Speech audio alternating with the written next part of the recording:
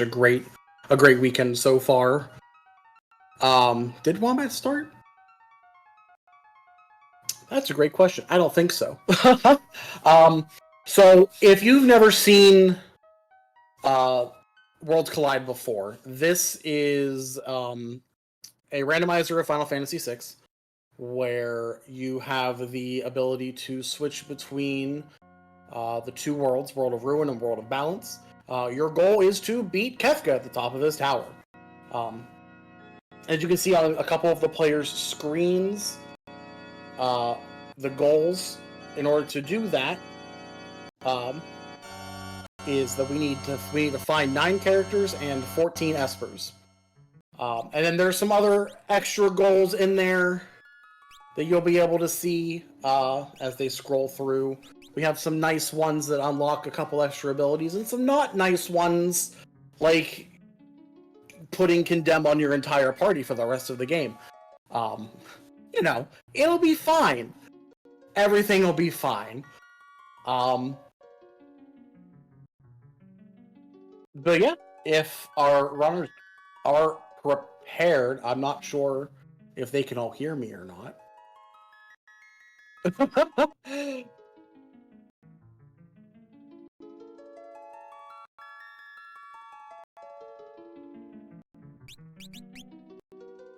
What are these dumpster fire settings? Don't worry, came here. I'll get into it.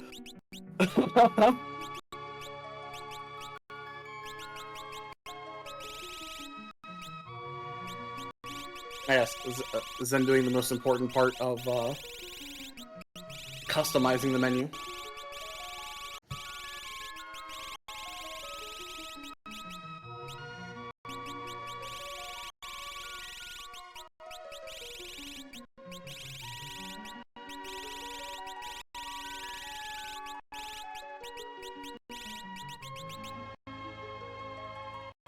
Memeing already, as we do. It's the best way to do it, right?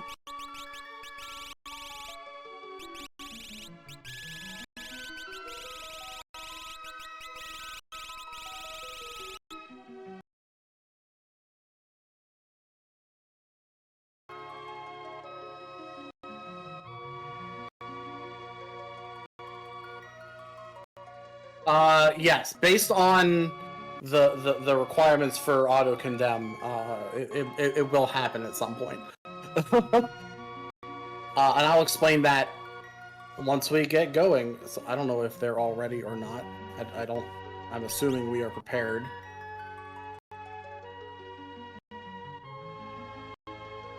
I'm guessing they're gonna just go? I'm not sure how they're planning on starting.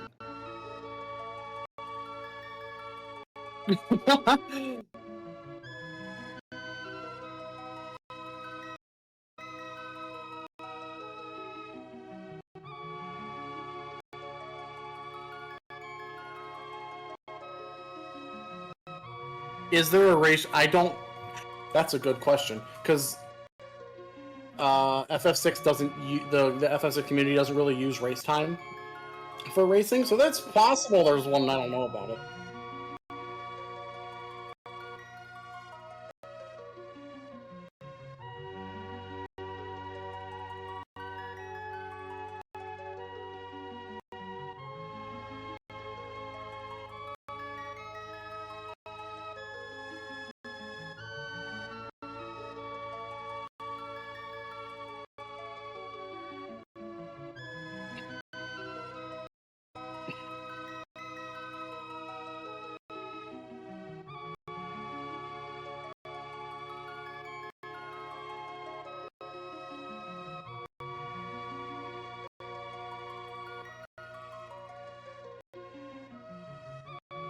Yeah, it'll be fine. It'll be fine, Leaf. I have my notes prepared. Oh, we're going. They knew what they were doing. Alright, so...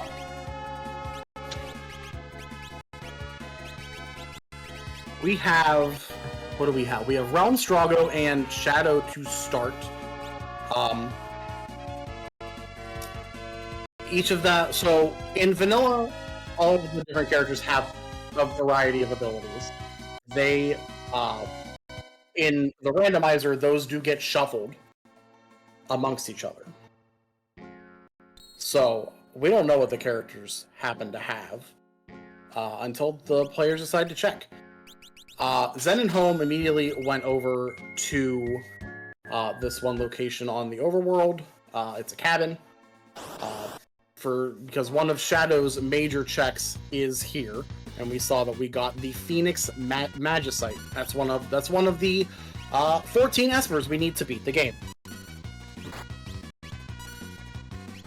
What loot settings do we have? I believe most of the loot. There's early rods are not cheap. And a lot of the like Illuminas and your higher tier weaponry aren't going to show up as often. The players decided to make it a little bit more difficult on themselves, just to, you know, spice things up a little bit.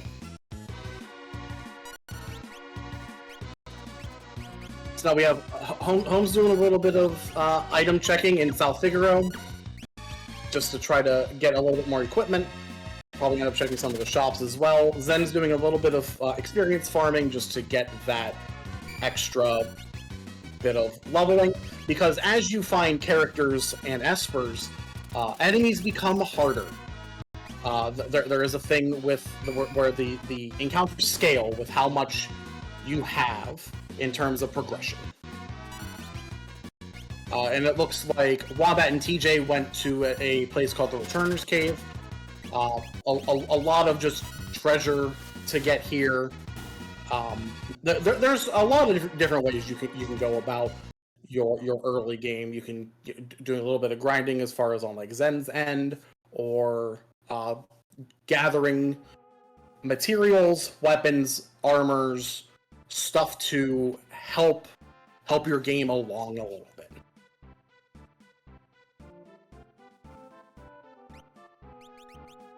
And I should have paid a little bit more attention to while Zen was in combat, so I can actually see what these three characters have as far as abilities, because that can make or break a seed.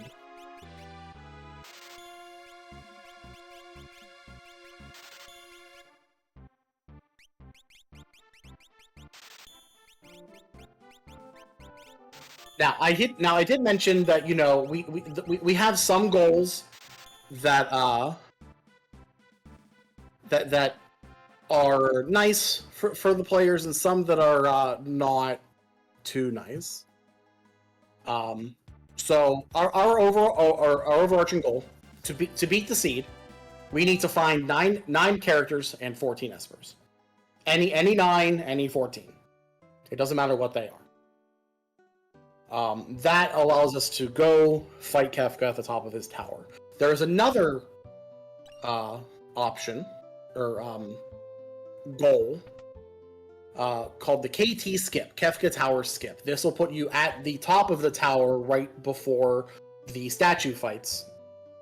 In order to unlock that, you need one of 12 characters, 20 espers, or do 46 checks. I don't think we're going to get to 46 checks.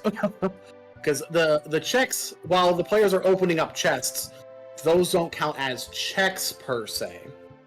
What the game considers to be a check is anything that is that would have a major item, like a character, an esper, or a higher tier item. So something like going to the cabin and checking that one check that Zen and Home did, like right off the bat, that counts as one check as far as the game is concerned. And then there are other nice things, like there's one check in particular that requires a character we don't have by the name of Cyan. He has a dream sequence. It's called the Doma Dream. If you do that, you unlock all of the sword techs for the sword tech ability. And if we complete the Magitech factory, it upgrades the Magitech ability if someone happens to have that. Those are the nice things. The not nice things, which, these players, they decided to add these. If you do the auction house, any auction house check, you automatically forget 10 spells you've learned. In addition, if you complete the Narsh weapon shop check, all of your characters gain the Berserk status permanently. And then we saw at the bottom there that auto-condemn. Condemn is an old term they use for the Doom ability, as most people today know it in Final Fantasy. It starts a countdown. When the countdown reaches 0, your character dies. You know. That triggers off of any one of completing the Ancient Castle Dragon fight, obtaining the Fenrir Magicite specifically, obtaining 15 Espers, or obtaining 6 characters. Now you'll notice one of those conditions is lower than our goal. So we will be seeing numbers above all of these characters' heads at some point. Oh, home. So another setting that they turned on is there's a percentage chance that the wild random encounters in the overworld will be a boss. Home found a boss and immediately reset the game.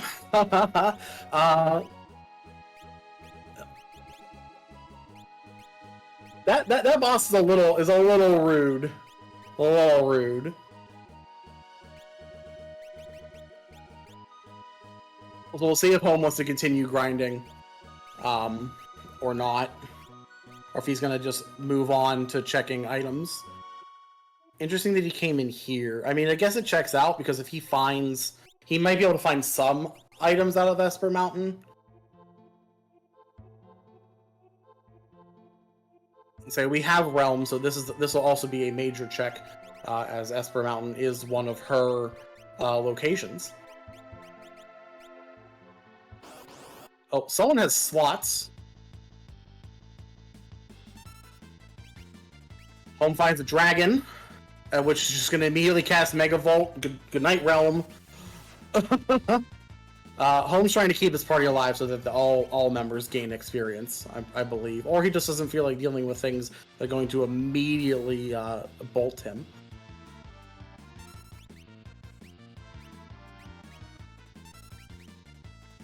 So Strago has slots, it seems. Realm has Morph.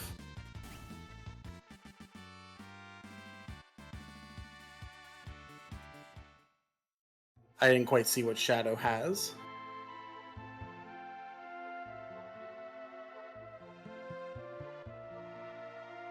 Okay. TJ's doing a little bit of grinding here inside of this cave, because there's a recovery spring right there. So if you use it, it full heals your party immediately. Get some levels. Get probably with the Phoenix Esper, at least start learning some spells. Because as what XP multiplier? Let me double check, because I actually don't know that off the top of my head. Let me grab that real quick.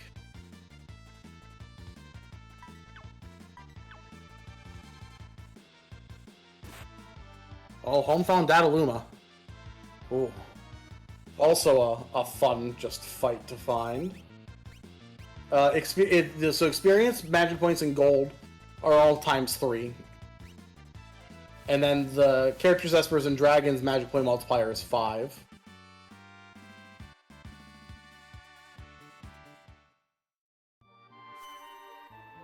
So just ×3. Which is still pretty decent, because, I mean, ×3 XP is pretty good.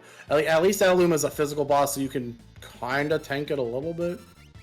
Hopefully Home can get through this, though. At least get one character with some experience. Wombat and TJ have the same idea. Everyone's doing a little bit of farming. Got to get that XP so we can not die immediately. Yeah, Home is the only one who's really found bosses, isn't he? I mean, in all fairness, 25% chance. And we have 4 players, so 1 player finding all the bosses.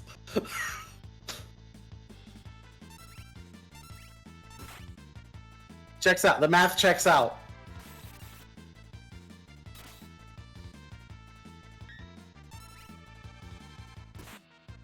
Alright, Home, I believe in you. Oh, 07. The effort was there.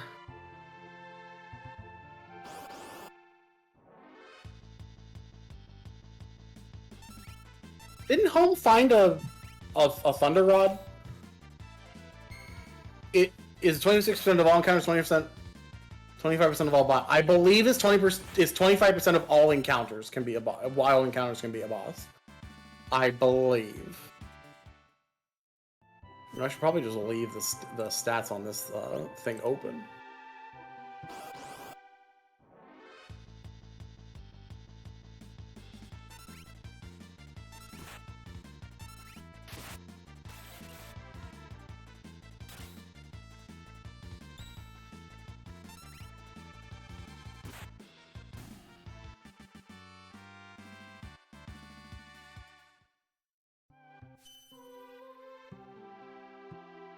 Let me double check.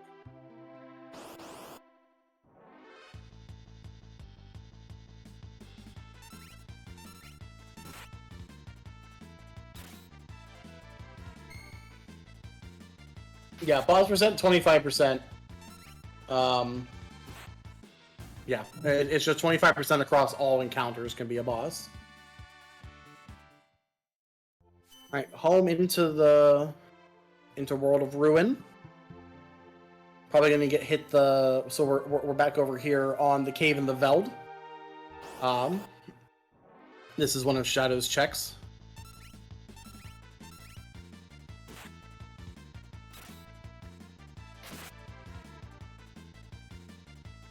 Then heading to Esper Mountain.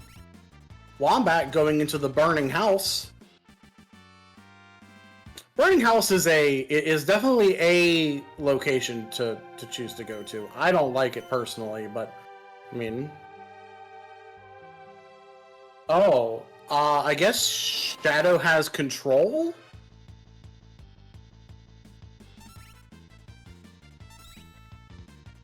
That's a fun move to have. Now, Wombat is making light of these fights, though. Alright, we'll see how Zen handles the Gold Dragon. I'm sure he's very excited to see, you know, this almost party wipe immediately, because, you know, Bolt 2 is a time.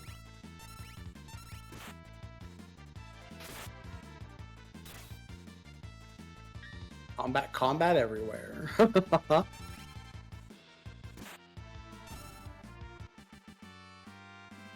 Just a little bit of grinding for all of the players is already paying off. As we can see, because like Zen ran into this dragon and didn't immediately die. Granted, he's still struggling a little bit with the fight because the dragons this early are not. They're not a cakewalk. Unless you have like items that make you immune to those specific elements, which is possible to do. Nope. Zen, seeing the boss that Home found first, said no immediately. Okay, so we can see on Homewrecker's side, the check here is an Esper. That icon down on that screen on that ledge is that of the Esper crystals. So if Home finishes this, he will get an Esper.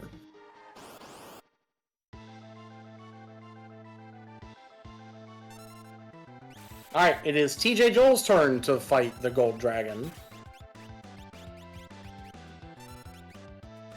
Casting Mute. Mute's not bad here because that's gonna... If it works, it's gonna... It missed, but Mute prevents the affected entity from casting spells.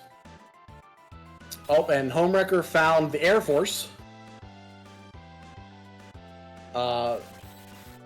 Can be a little bit of a rough fight, as you can see.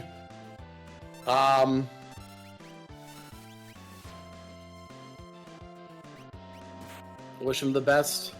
Wombat left the burning house. I didn't see why. We may see why here in a second because Zen is there.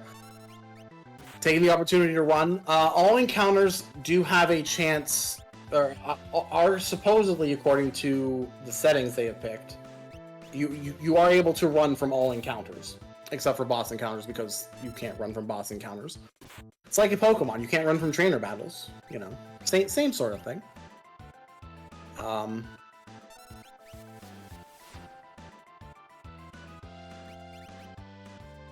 right, lots of slots happening on everyone's side. Sometimes that's like the best thing you can do is just roll the. Oh, that is the sound of of a boss dying. TJ Dole takes down the gold dragon first. Okay, listen, Brave.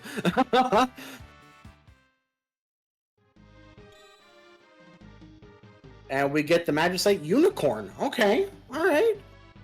If this early on, you kind of want to.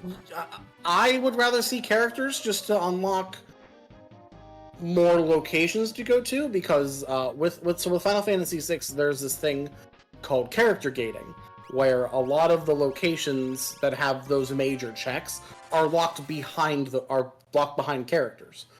So, for example, doing this burning house check that Zen is currently doing, you can only access this area if you have Strago not in your party, but just that you have found the character Strago somewhere in the seed. Since he's one of our first three, obviously we can have him here. But you don't have to bring that character in to that location. As long as you have them available to you, you can do their checks. Home is thinking. Wombat is in Jador checking some shops.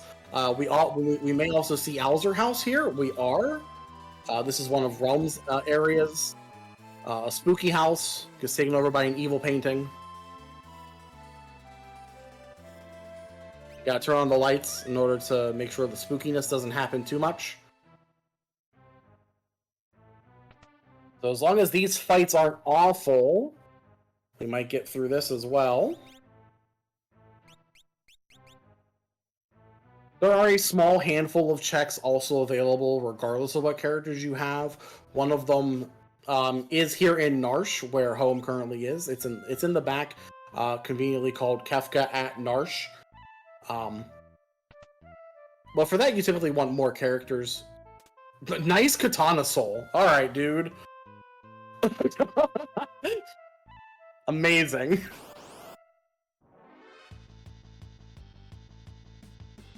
Oh, this is... Alright, Wombat, I believe in you. This is another boss that just is showing up, apparently. This is number 128. He has two arms that deal different elemental damages. You can kill the arms, but they do eventually regenerate. Still good to, just take him out as quick as we can. TJ Joel also joining us here in Alzer's house.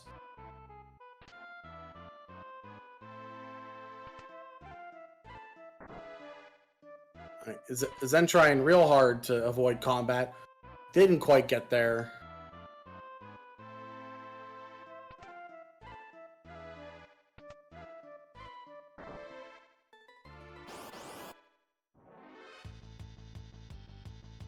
Nightshade. Oh, it's just some flowers.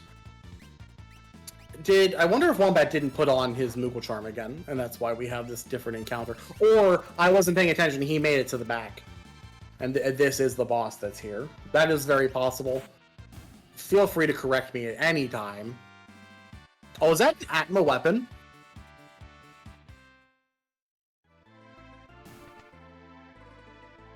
If it was, no one can wield it currently. Good job, Zen.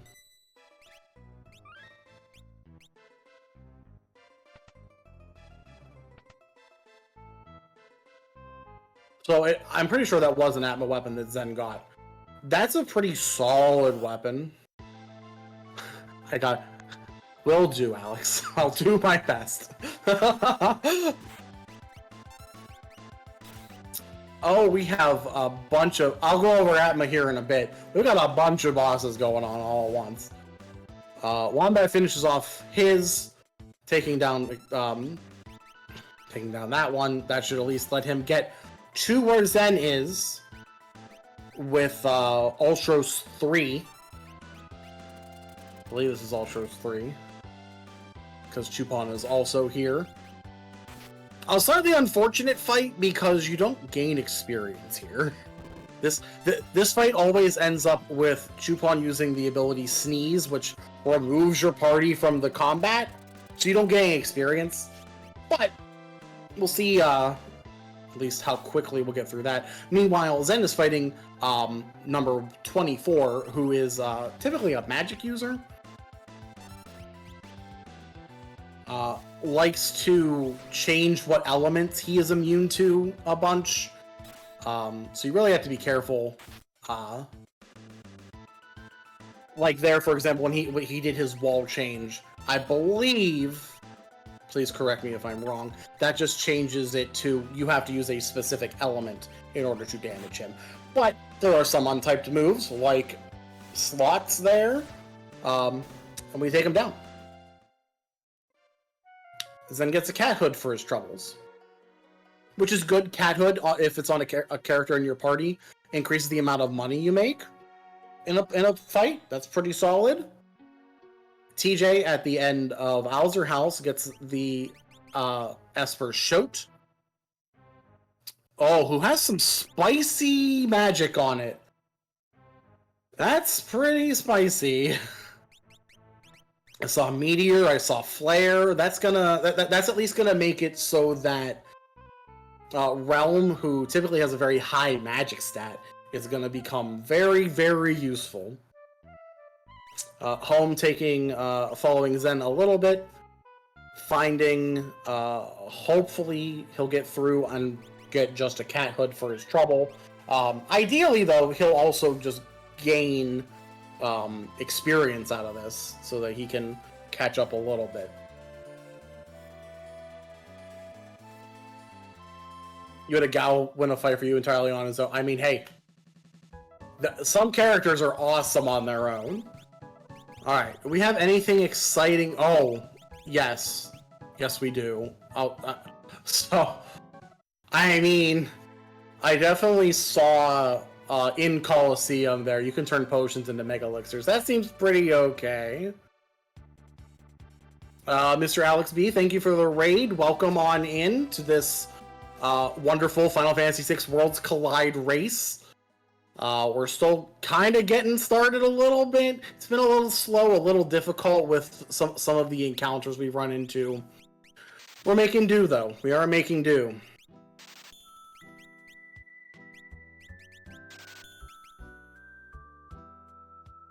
Zen moving on to Ebit Rock. Hopefully something's here to progress. If not, the players do have access to the floating continent, which is in and of itself a little stressful to do. There are a bunch of checks there. And by a bunch, I mean 3, specifically. So it is possible that could just be 3 characters in and of itself. But in order to even get to the first one, you have to, like, push through 4 or 5 regular encounters, plus a boss encounter. So, I can see why any of them are just avoiding it, just because this start has been a little rough with just the encounters. Speaking of the encounters, here's Doom. You know, one of the statues from the end of the game. That's fine, right? Totally fine. Alright, Home's back in Narsh. Almost doing a couple checks here just to see again if there's any useful just items.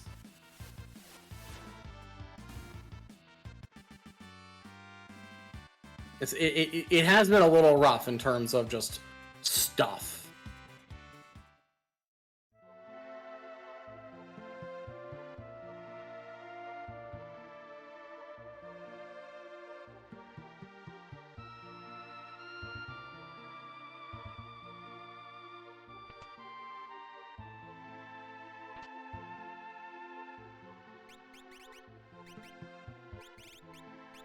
Alright, Wombat working his way through Burning House. Home's doing a little bit more grinding, understandably. I definitely get it, especially in this seed. You definitely want to do a little bit of grinding. It's been rough.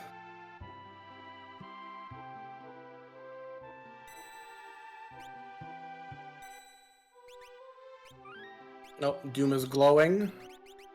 It usually typically in this part of the Doom phase, this is normally where he becomes immune to different types of magic. Here, like there, suddenly any wind type elements he becomes immune to. In addition, he puts up a reflect barrier. Makes fight a little bit more difficult, especially if you are using a bunch of magic users. So typically at this point of the fight, you switch to physical or other non-spell abilities. All right, TJ gonna take on the Air Force.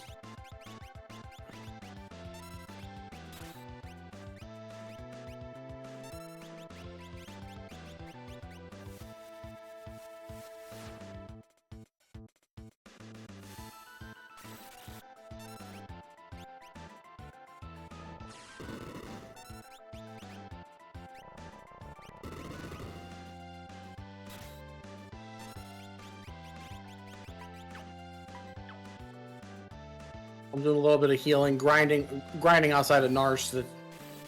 It's a fine place to do it. Hopefully get a little bit, at least gain some levels to make this a little bit more bearable. Zen takes down Doom. Off we go. Let's see what we've got out of Ebit Rock. We get the Magicite Tritalk. Okay, more Magicite, more magic. What's on that one? Rasp, Doom, and Muddle. Nothing terribly exciting. I mean, I guess Rasp, maybe Doom for certain enemies, but otherwise not a ton. Oh man, this Air Force has not been kind to any of the players who have run into it. Oof.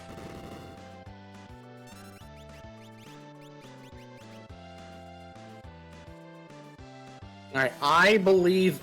TJ, I believe in you.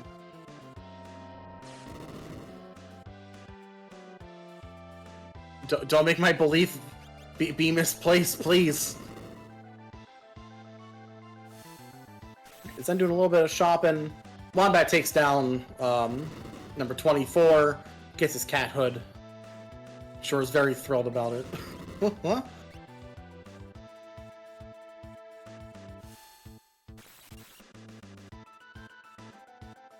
Oh wait, did they actually, Alex? I didn't know that.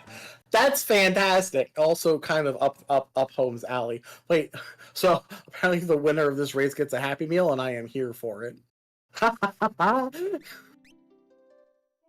I'm gonna say that was Holmes' idea, 100%. Gotta have been Holmes' idea.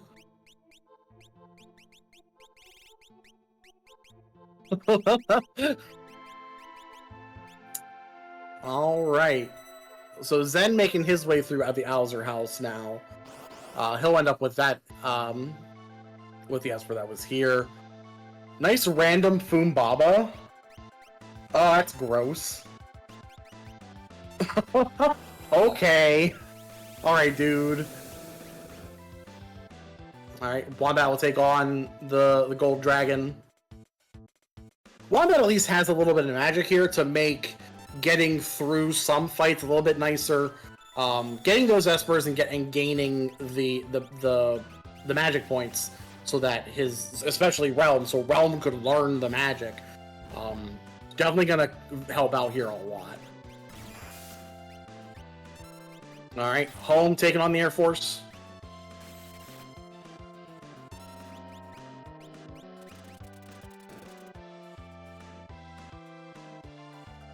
I think what's fun with the settings that these runners have picked for the marathon is it feels like we're gonna see a lot of just boss fights, even though players aren't necessarily doing those major checks to fight bosses. Just because if you have the anytime you run into an encounter, you have a 25% chance of running into a boss. So if you forget to put your Moogle Charms on, uh-oh. So what the Moogle Charm does, for those who don't know, the Moogle Charm makes it so you avoid random encounters. Typically in vanilla, this can only be equipped by Mog. In the case of Worlds Collide, there is an option that you can turn on. This is typically on by default, so that all characters may equip the Moogle Charm.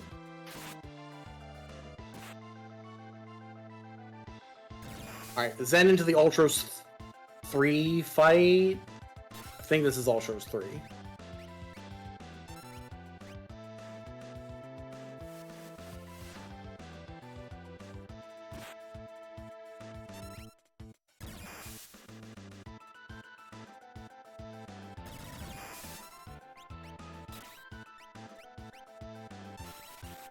Oof, that's a little rough.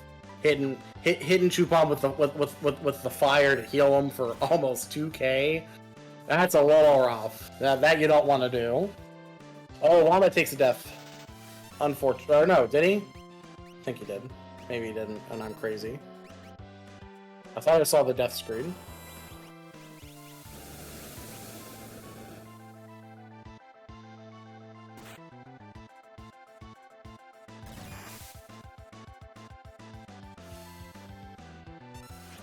Taking an extra save. Okay, alright.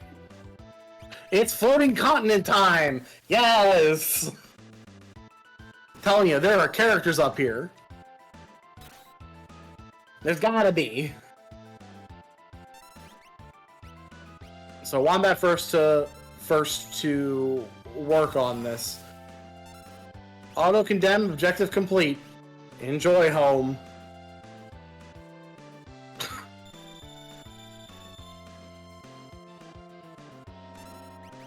So did he get 50? There's no way he has 15 espers.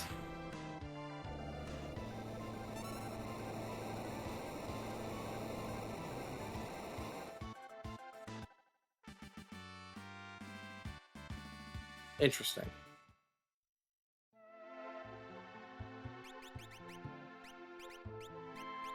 So now Home has to deal with a Doom counter above his head for the rest of the run. He'll be fine. Alright, TJ's gonna try, I'm guessing is gonna try the Air Force again.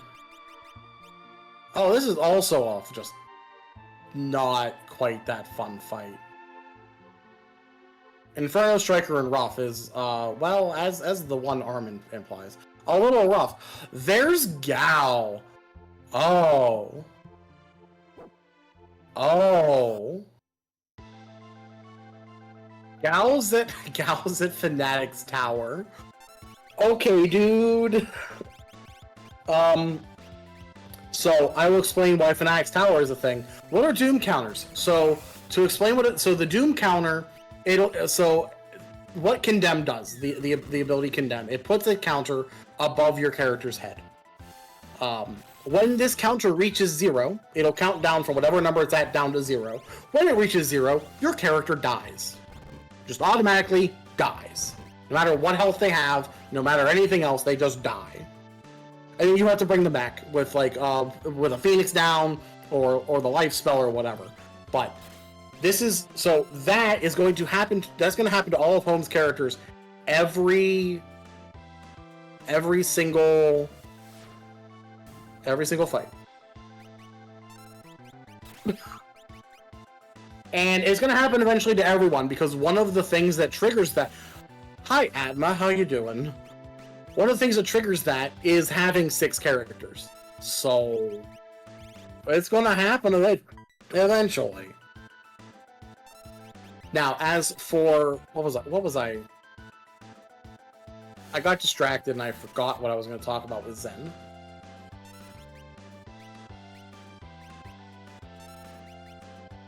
Tower. Fanatic's Tower. Thank you, Tank. So Fanatic's Tower is a unique area where you can only cast magic. like all of your abilities except for the item use turns into magic. So you have to cast magic in Fanatic's Tower.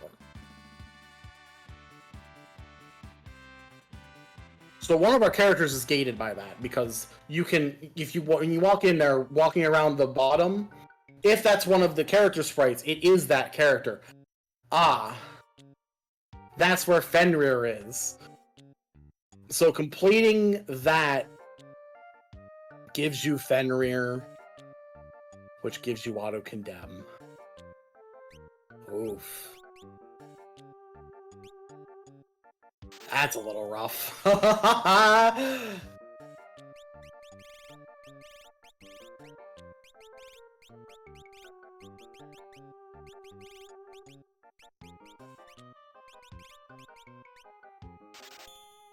Okay.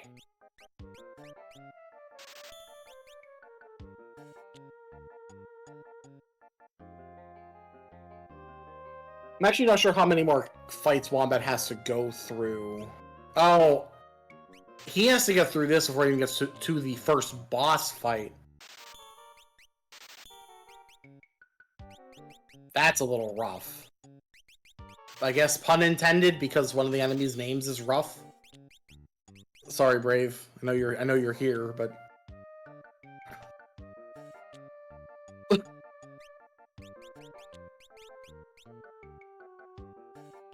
Alright, that's 3 of our 4 players with the condemned ability. Yep, so as you can see on home side, all of the characters have numbers above, have a counter above their head, and it just goes down. You can deal with it. I mean, in most cases, like, you have effectively 40 seconds to finish a fight, at least on home side, because Realms starts at 40. As long as you have finished the fight before it hits 0, you're fine. Even if it hits 0 and, like, you're dealing the final blow to an enemy, it doesn't affect you. Thanks, Tank. Oh, okay, so Wombat got through that. Awesome.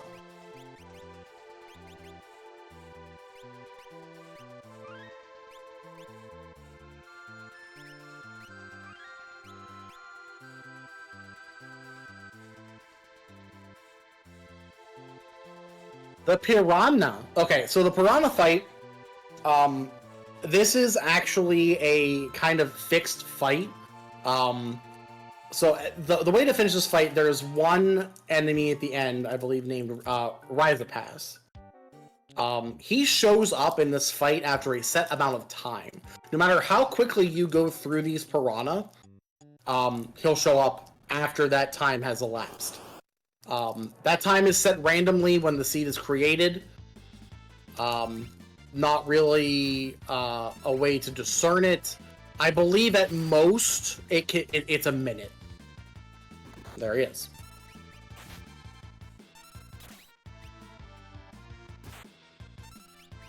Alright, 2 players going through Burning House. Zen taking on the Gold Dragon again, a little bit more well prepared.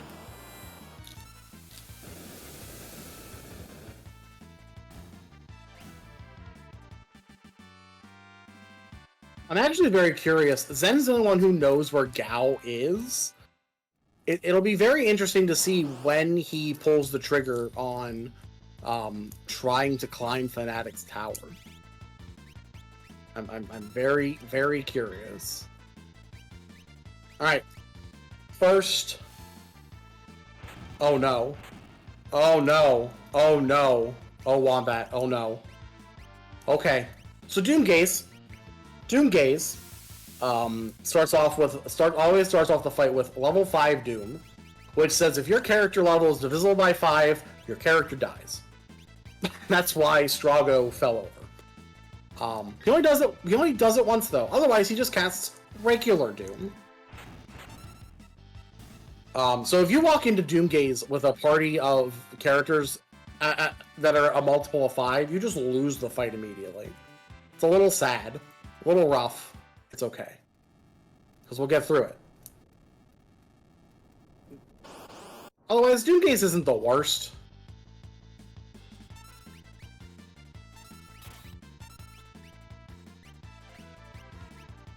there are definitely worse fights you could run into. That may kill Strago. Yeah. Had a feeling.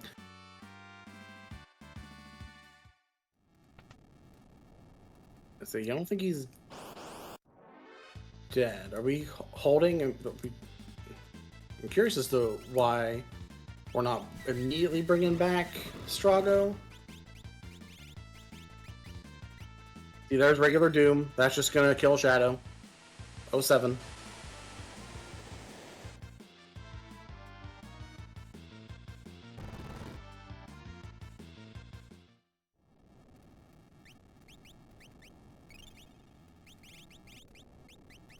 Alright, Realm, I believe in you. Oh, there we go. Alright. Doomgaze down. That's going to put Wombat onto the floating continent.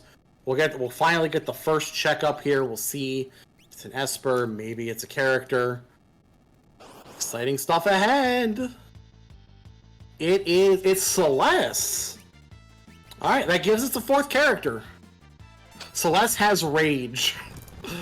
Oh, how excellent. Celeste has Rage.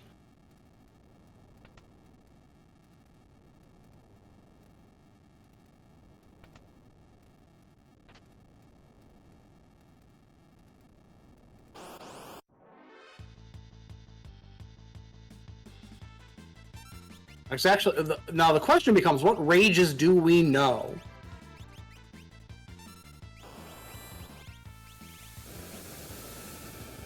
Alright, Zen joining us here on Floating Continent, it looks like, or at least working toward it. Meanwhile, Home and TJ are working through Burning House to get their cat hoods. We'll see what else we can pull out of Floating Continent. There are still 2 more checks here. There's one on the... so there is an Atma fight up here. In vanilla, we'll see what boss has been replaced with, but that is one of the checks. And then at the end, once you get through the entire continent, there will be some sort of check. Possibly another character. Celeste gives us a lot to do, though. She alone unlocks the Magitech Factory, which in and of itself is 3 major locations.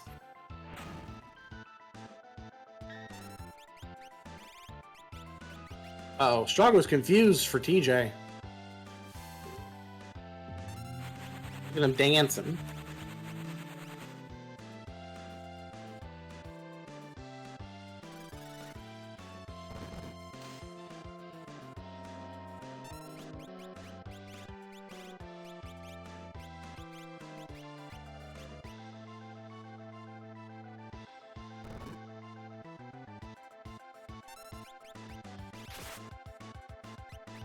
Alright, Zen taking on Atma.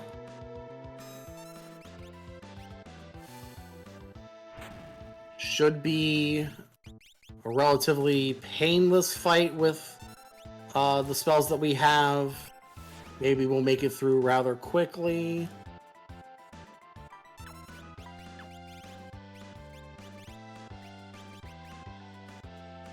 Alright, Wombat, what do we got next? It is the Skull Dragon. Okay. Of all the dragons, it's probably not the worst to find. This one's definitely doable.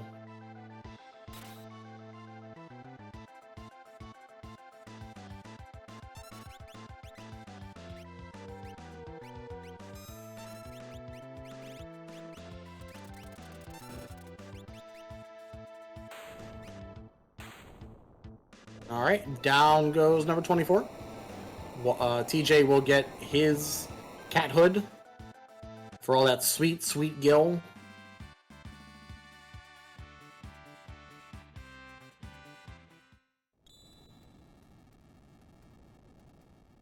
Alright, dragging down, we get a bunch of stats and stuff, and a Magus Rod. Or Magus Rod. it's good for a caster, but that's about it. Not terribly exciting. I mean, we got the exciting thing up here. We got Celeste. Celeste, like I said, Celeste gives a lot of things, including a free check in South Figaro if we want to go back there.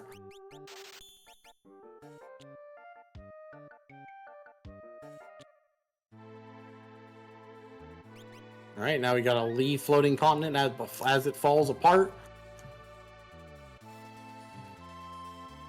I'm actually curious to see if Zen will push through with Floating Continent or leave when he gets Celeste. That is definitely an option you have.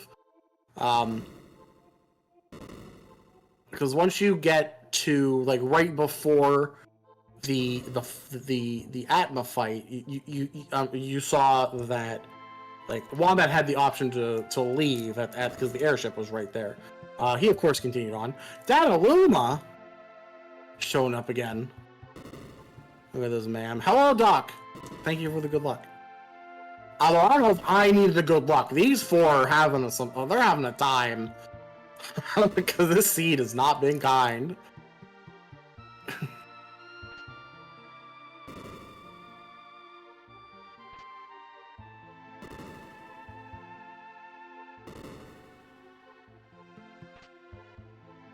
Well, those are some rages. I didn't really look at the list too closely. I don't know if there's anything good in that list. But it's okay. Celeste has some magic. Dataluma's down. Off we go. Zen will have 2 more fights to do before he gets his Celeste. DJ moving on to Doom. This might be a little rough with Condemn already up. Because this fight's not exactly the fastest. And Atma Weapon, the other Atma, of course. Of course you have to fight both of them to get up here. Or when you come up here. Oh man.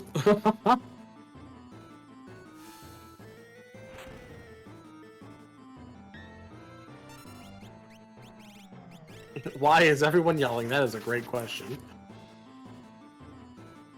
Probably to keep up with my default volume. It's fine.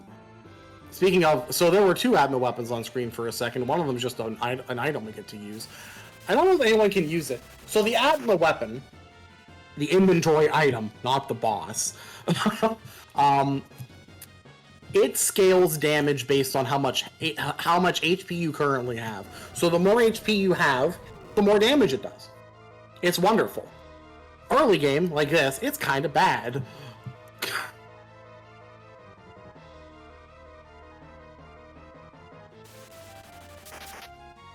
Alright, on to Doomgaze for Zen. Missing all of his party members. Avoid those multiples of 5. Well, TJ, I believe in you. I don't know how well this is gonna go. And Umaro up here. We have a Yeti. Oh, baby. Umaro gives a check. We get 1 check with Umaro, so... But also, Umaro is a fun character. You don't control him. He just kind of does his own thing. And by does his own thing, I mean he just attacks. And that's it. Just attacks. We're gonna check the Zen Thief, see how much his Esper is, because he does say if it's a glowing stone or not. Glowing stones are a keyword for Esper, so that's good to keep in your back pocket, knowing that there is an Esper here. When you get down to needing only 1, pretty solid. Good info. All right, hold on to the number 24 fight.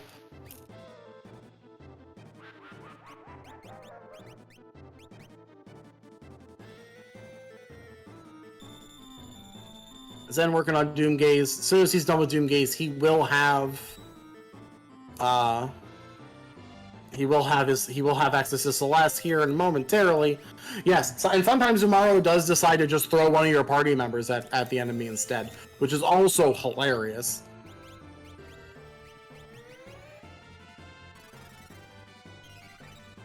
But again, you can't control him, so it can be a little dicey. Alright, does Zen leave? That's the question. She also can't wield the Atma weapon. Jeez.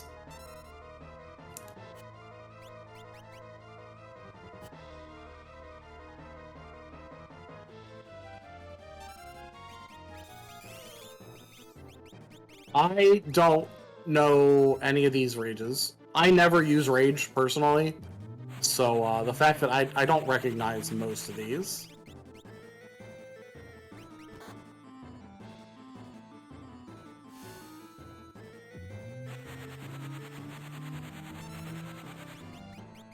Alright, we're gonna equip some stuff to our party members. Zen is resting, as you probably should after that gauntlet of fights.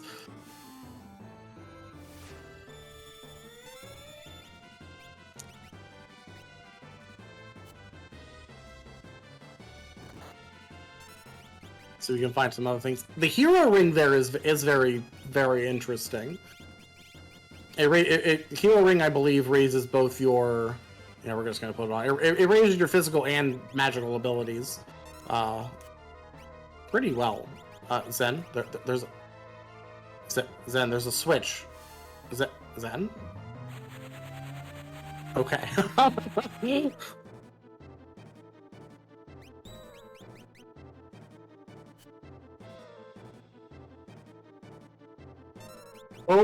Looks like we're returning to Esper Mountain. We're gonna take on the Gold Dragon.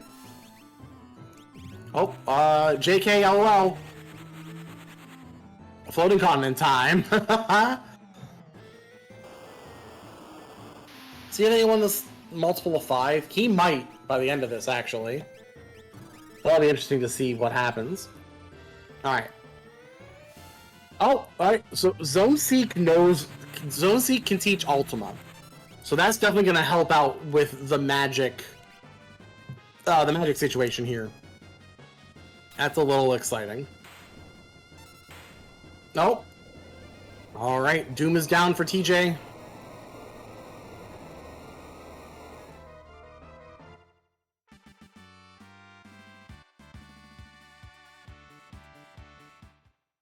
What does floating continent open up in Rando? Nothing in particular. It's just 3. So floating continent itself is 3 major checks. So checks that can have either a character or an Esper. Today, in instance, it has Celeste. There's another. I think there's just an item here on Atma. The Atma check, which in this case is Skull Dragon, and then at the very end, where you would normally get Shadow, is also another check. So you go. So basically, you go through that series of fights just to get to those three major checks. Wombat taking a dragon, which is Doulahan. That's fitting. Fitting that Doulahan is here. Ice boss on the ice dragon. Yeah, it seems fine.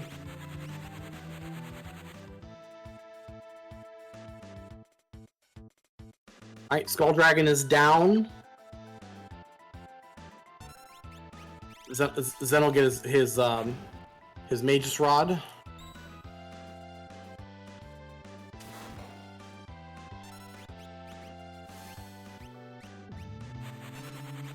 And then at the end of this, we will get Umara.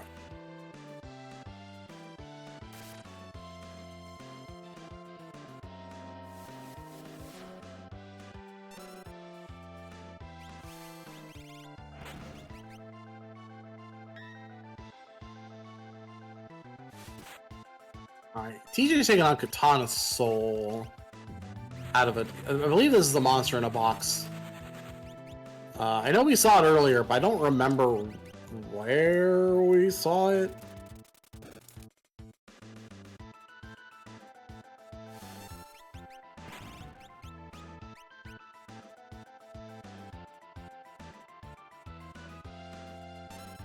With Wombat up here in the snowfield, we're more than likely going Since we got Umaro, we do unlock his check. A flame shield's nice. Flame shield makes the character immune to fire. Also teaches fire too. That's pretty solid.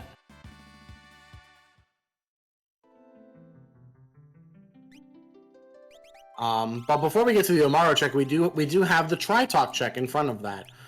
One more fight. This is either an Esper, an item. This is never a character. If it's an item, it's a pretty good item. We have Ultros 4. As he's just scurrying on in.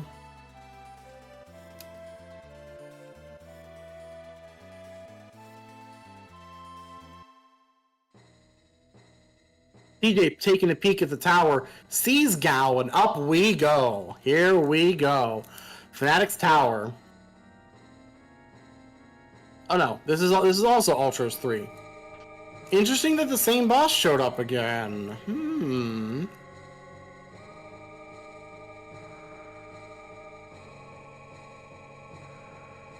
I guess with the boss is able to show up anywhere, it kind of like a 25% chance that any encounter is a boss. Us seeing the same boss over like repeatedly in some places, that's gonna happen.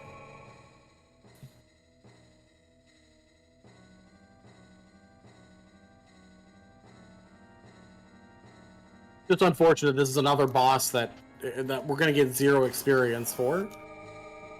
All right, TJ taking on Tri-Talk here at the top of here at the tower. So as like I said, so here we have so in Fnatic's tower you only have access to magic. That is it, just magic. Tri-Talk is only vulnerable to fire. Nothing else works on it. That is it, just fire. Have fun. If you don't have any fire spells, you're kind of screwed. But luckily, we do have a character TJ has a character available that does know Fire 3. Plenty of damage to be done. Tri-Talk goes down. Wombat found Golem. Golem is very good, if only because it knows Life 2 and Cure 2. At the end, well, once we get to fighting Kefka, Golem has an Esper ability. That we refer to as one of the several calmness protections. There is a phase of the final fight where you have a move called Calmness used on you. Calmness is a one-hit KO move. Like it hits you, you die. Sorry, GG. That character specifically. It won't hit your entire party, but it can be a little rough. Golem's ability actually protects you from those types of moves, so it's useful. Here's another dual hand. Wombat just gathering Magicite like they're candy.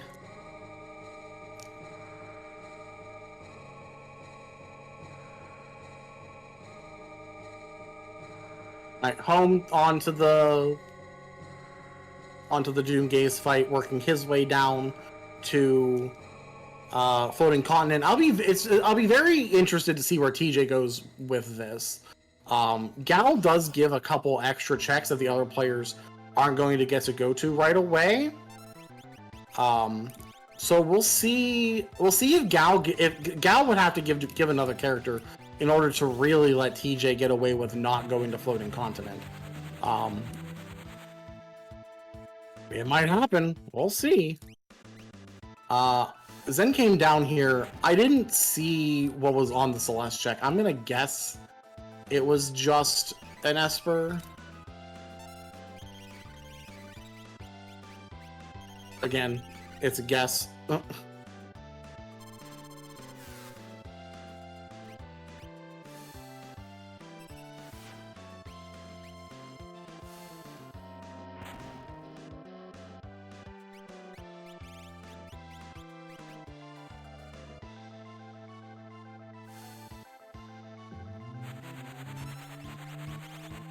This whole condemn thing is making this a little scary.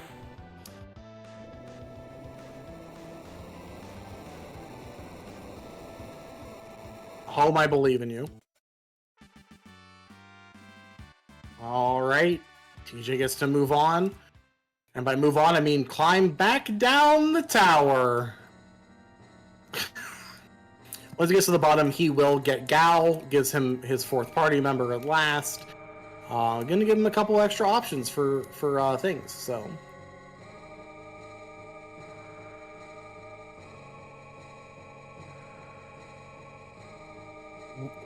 It's the Grand Ole Opry!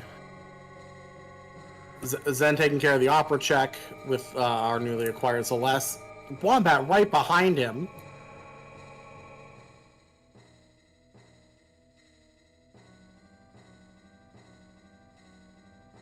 I say behind him, we're doing 2 different worlds here, though. Wombat's taking the dragon on. Zen's getting the character check. Ah, Vargas. Nice Doom Dragon, too.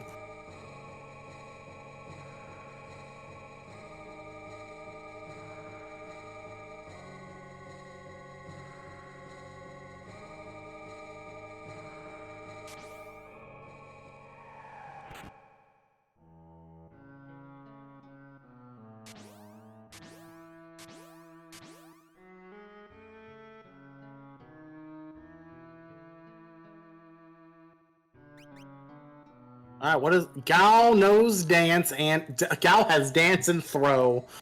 Oh, good. What a good combo of moves. I'm here for it.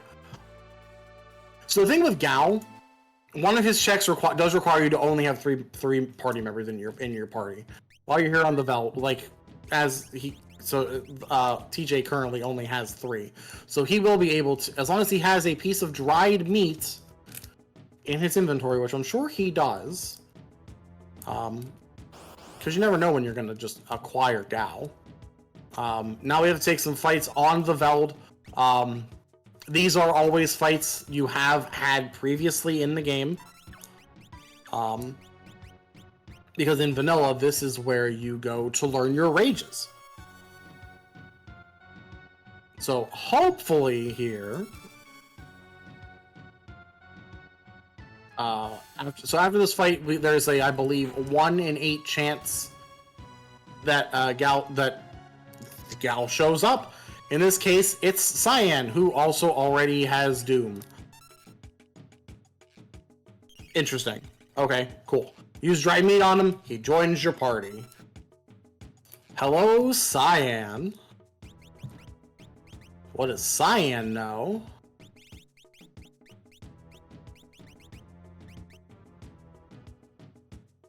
Cyan can also not use the Atma weapon.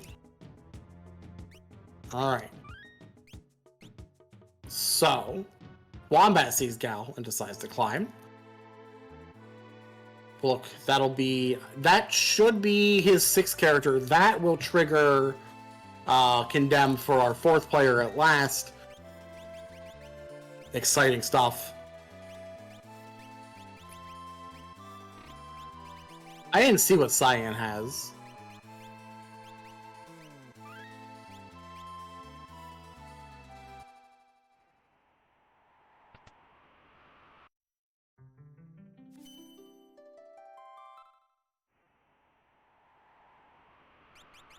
Yes, we are about an hour into this race. Everyone's doing a great job. If you're enjoying yourself, do give them a follow. They're great people. Honestly, hanging out in their streams is so much fun. So please drop them a follow. I mean, obviously, drop our good friend Alex here a follow as well if you're enjoying this marathon. Because from what I hear, it's coming back next year, and I'm very excited. I'm very, very excited about. And in the meantime, we have the leader at the opera. Are we sure we didn't just actually drop in on the actual opera that's being performed? Because Leader definitely sounds like a role that would be in the opera being performed in the actual game.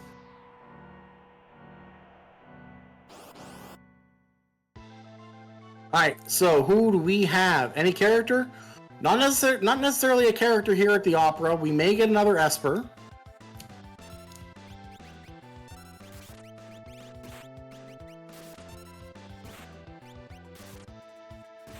The Esper Bismarck. Okay. It's pretty solid. You know, it probably would have been smart of me to keep track of who has how many Espers. I didn't think about that ahead of time. We're just gonna... When someone goes to Kefka's Tower, great. That's what we'll pay attention to in particular. Who goes to Kefka's Tower first? Alright, Zen here in Vector. Vector is where the Magicite factory is. This is some new information that we don't have yet.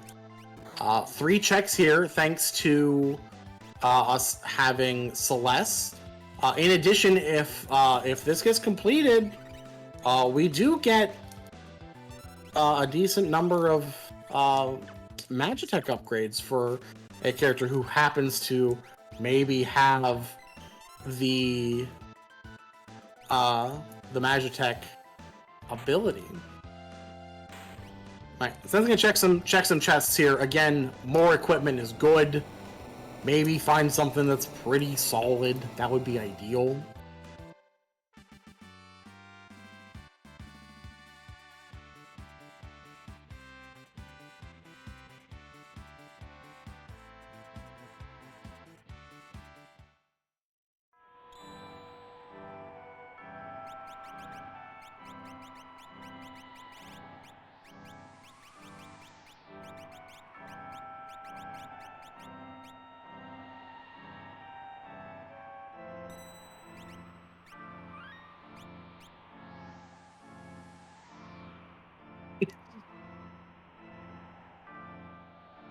I'll say it for Zen. Thank you for the follow. Whoever you are wonderful. Thank you so much. Only saying that for Zen because I saw it happen on his screen. I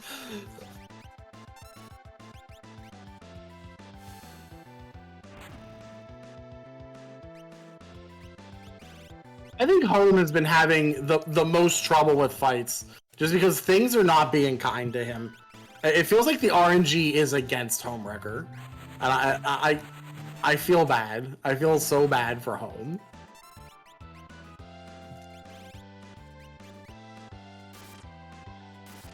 Home, I believe in you.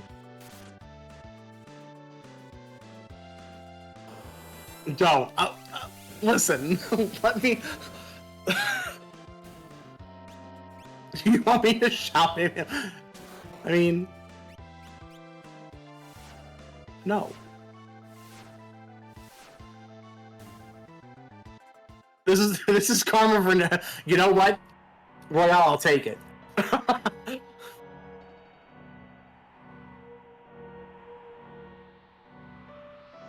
Alright, we got Golem up here.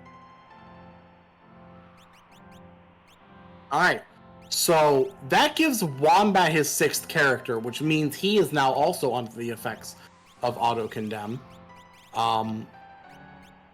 We'll see if he decides to switch up his party, how we're I'm curious to see what he's gonna do. Oh, he's just taking the 3, so he can grab the Gal check, which is definitely gonna give him... That'll give him Cyan for his 7th character.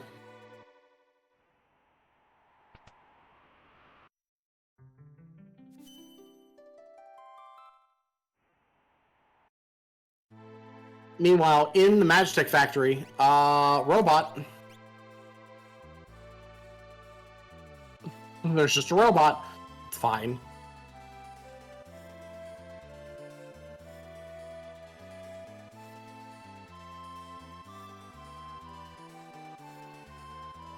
Alright, so while Wombat is working through the Veldt to find Cyan, TJ is taking the Cyan that he found. And we're in Zozo. Arguably the best music in this game, aside from Magic Factory, which is where Zen is. But man, the Zozo theme slaps. Unfortunately, we're not going to get it for too long because we're now on Mount Zozo. There's a dragon here as well. We'll see if TJ decides to fight the dragon or not, just to, you know, gain a little bit more experience. But at this point, I mean, the dragon could be anything. It could even be a boat, I guess, technically. I say this and I'm wondering if there actually is a boat enemy.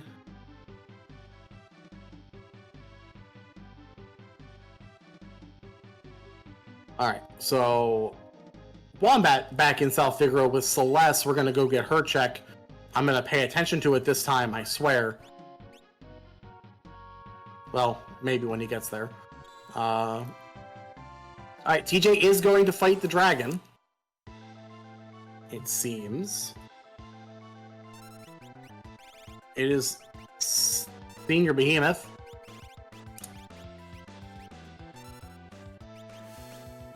Oh, we got a Ragnarok from the first check in the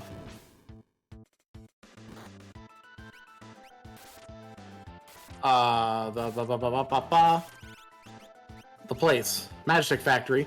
The Ifrit Magicite is what I missed earlier on Zen's side.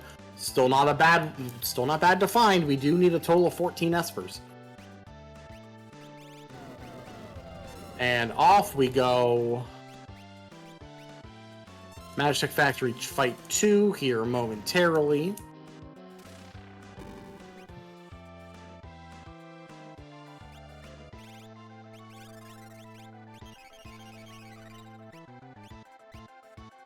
It is Inferno again. Okay. Not the worst. Pretty solid fight here with our level of equipment, spells, that sort of thing. Or at least we definitely have the capability now. It's much better. The Doma fight, Doma Castle in balance is Mog, so we do get Mog, who has Magitech. So we do have a character who will become upgraded whenever we finish the Magitech Factory. So if Zen comes over, oh no, actually Zen won't be able to acquire Mog because he'll have to go get Gao first. Interesting. I wonder if this will push Wombat over toward Magitech Factory. Knowing that finishing Magitech Factory will just make Mog's Magitech abilities even stronger.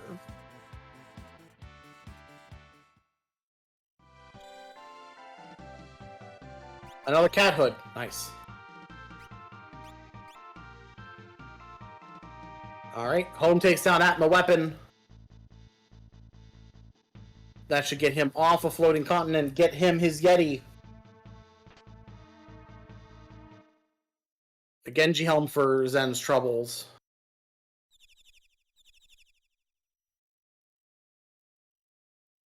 And TJ finds another Esper.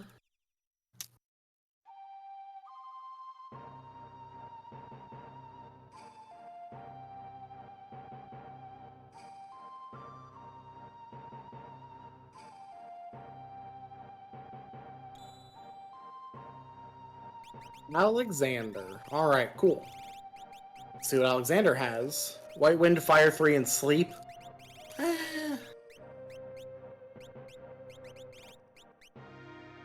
A lot of the Espers they've been finding don't have an extra effect.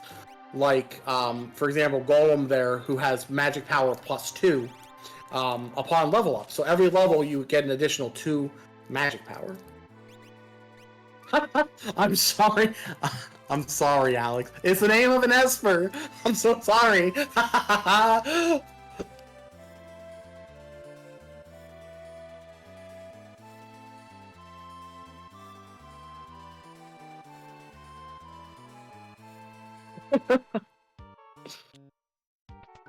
Yeah, Alex, did you know that you teach fire too?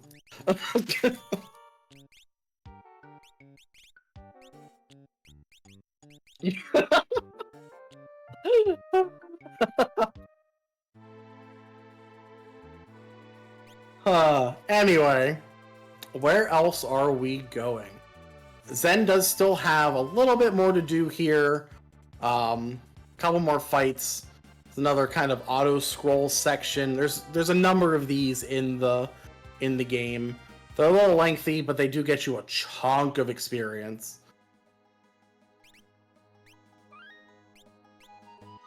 All right, Wombat is taking into Magitech Factory. Like I said, will eventually unlock the ability to have higher tier Magitechs by finishing this. And given that he has the character with Magitech, that can be pretty solid. All right, Home coming along, working on some of the extra checks here. There's a Cactar. Oh, Zen. Oh, Zen. Oh, no. The Cactar being in these series of fights is a little rough.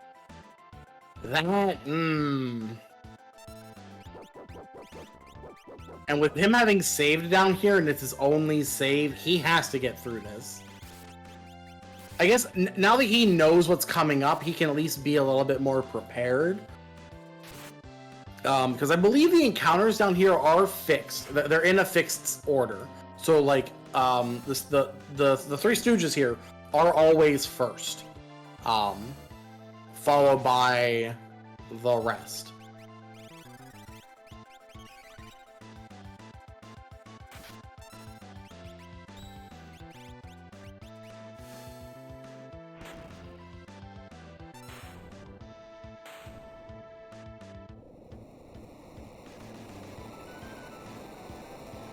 Indeed, Drosty. A Sabotender, you may call it. Indeed.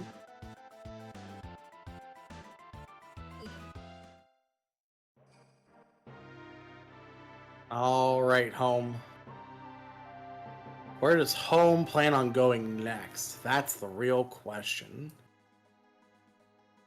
That too, possibly.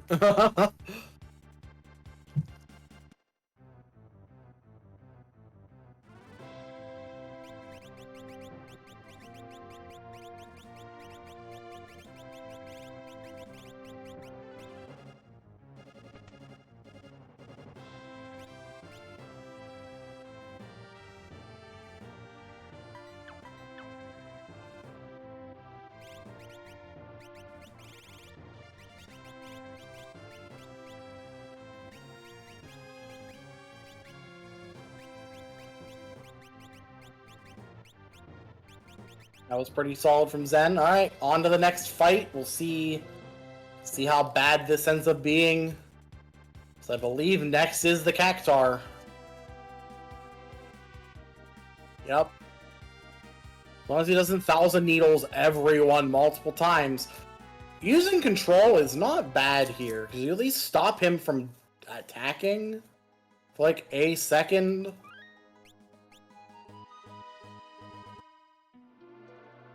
Or you make him kill himself.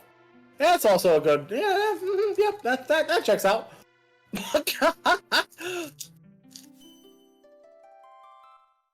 Still have a couple more fights to do down here, though. There's another one. Man, you like Cactars? Because this facility is full of them.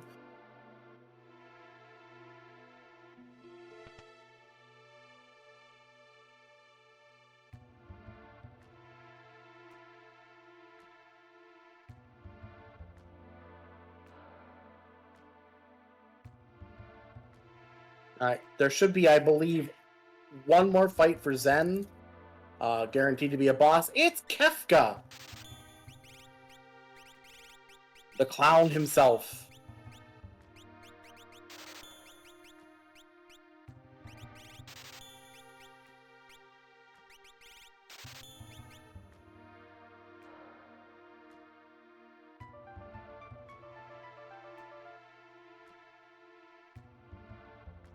Alright, we're here in World of Balance with TJ. Back at Narsh, and we're walking to the back. Are we going to do Kefka at Narsh? Is that the plan? Oh. This is spicy.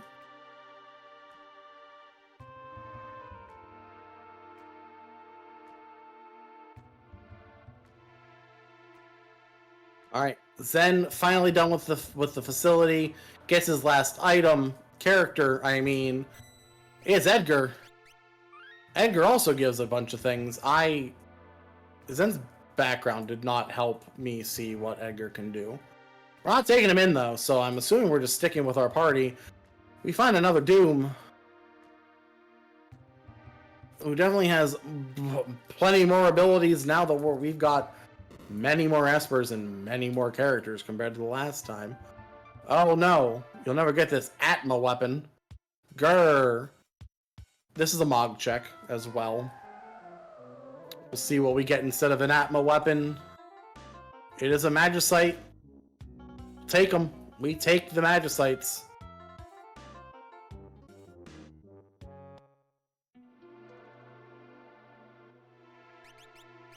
Alright, and we're here doing Kefka. So, the Lone Wolf check there is also one that you just kind of get with Mog.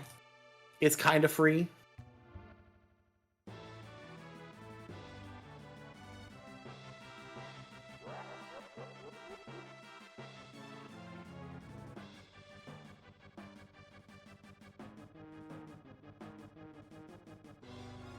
So, Kefka and Narsh. This is a fight that has you divide up into two different parties, and then all of these little guys are individual encounters. You run in if they reach the back toward where the Esper is, you end up having to fight, or you lose. And to stop that, you can fight them, or you just have to get down to where the Kefka sprite is and fight the boss. As TJ expertly did, skipping all of the fights.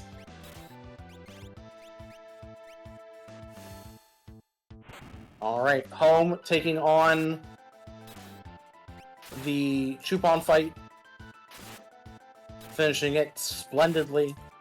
We're gonna get this Esper and then head down to grab the Umaro check. Alright, Skull Dragon down for TJ. Nice and easy Kefka at Narsh. Oh, Zen's struggling a little bit with Doom. Doom goes down though. Easy fight, never worried. And for our troubles, TJ gets Raiden. Alright. Another Esper in the books. Just a reminder, we do need 14 of those Espers to finish the seed, as well as 9 characters. Routing-wise, this works out well, because then you can pop in, it pops you in Arvis's house, so you can do the Mog check, move with defense, which, it seems, is Setzer.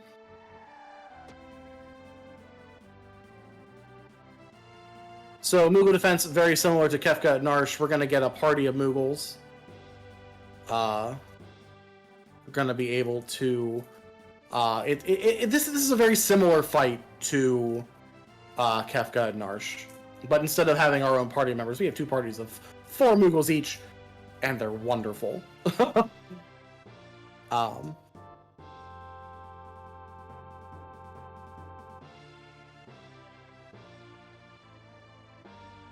But same thing here, we can just skip all the additional fights and just go fight the big baddie at the end. You just gotta stand in a very specific place. Like that. And voila. Fight skipped. Heck yeah. Try talk again. Oh baby, who has fire?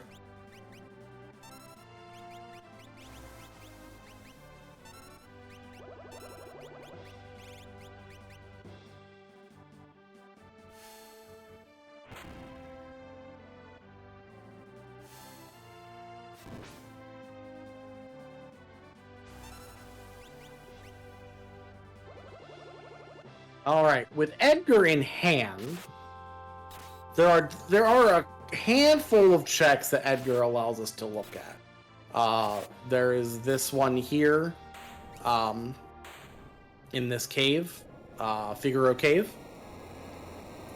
In World of Ruin, this takes us over to Figaro Castle, which is currently underground in World of Ruin. This will let us see a handful of checks, actually. Oh, Crusader from the Umaro check. All right. Okay.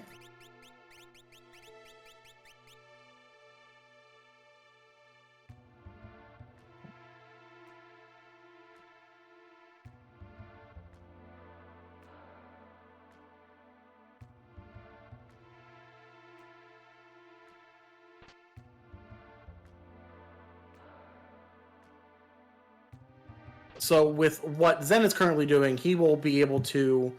He has one fight to do, and then he will have access to the Ancient Castle, which has an Esper and a Dragon in it.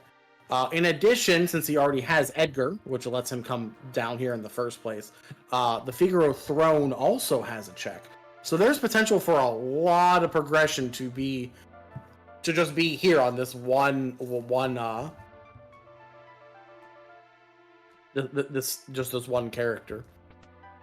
Speaking of one character, we do have Setzer on TJ's side. That's a lot of options. No.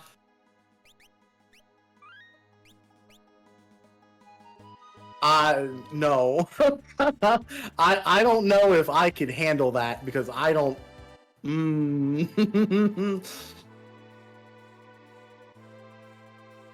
I don't know Swedish. I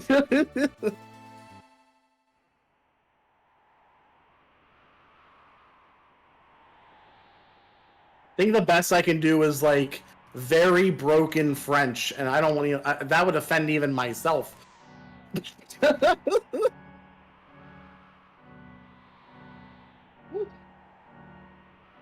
Just saying.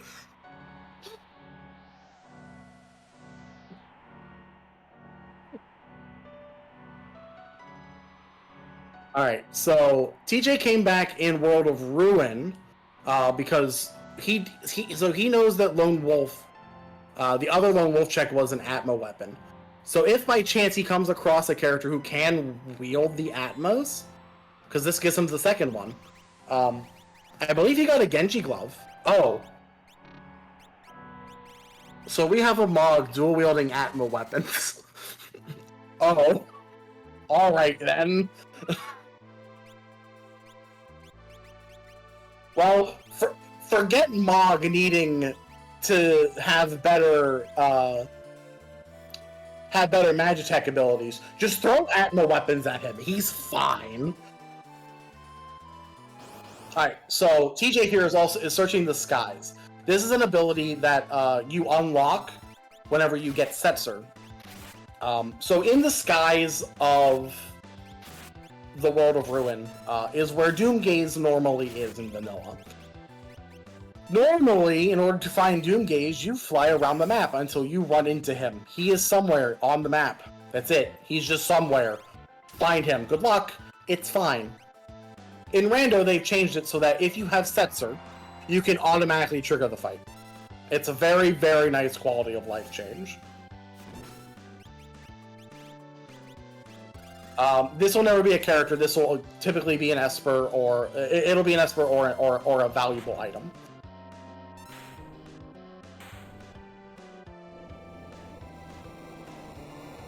No, with the way it's currently looking, we're probably heading toward Esper. We're still looking for those Espers. Need 14. So I think that puts... it's an item, though. If it were an Esper, it would come down as one of the Esper crystals. An Economizer. Oh. So Economizer is very, very useful. What the Economizer does is it makes it so all of your casts cost 1. no matter what spell you cast, it costs 1 MP. It's a little powerful. That Ultima spell that we're probably eventually going to learn, 1 MP. It's fine.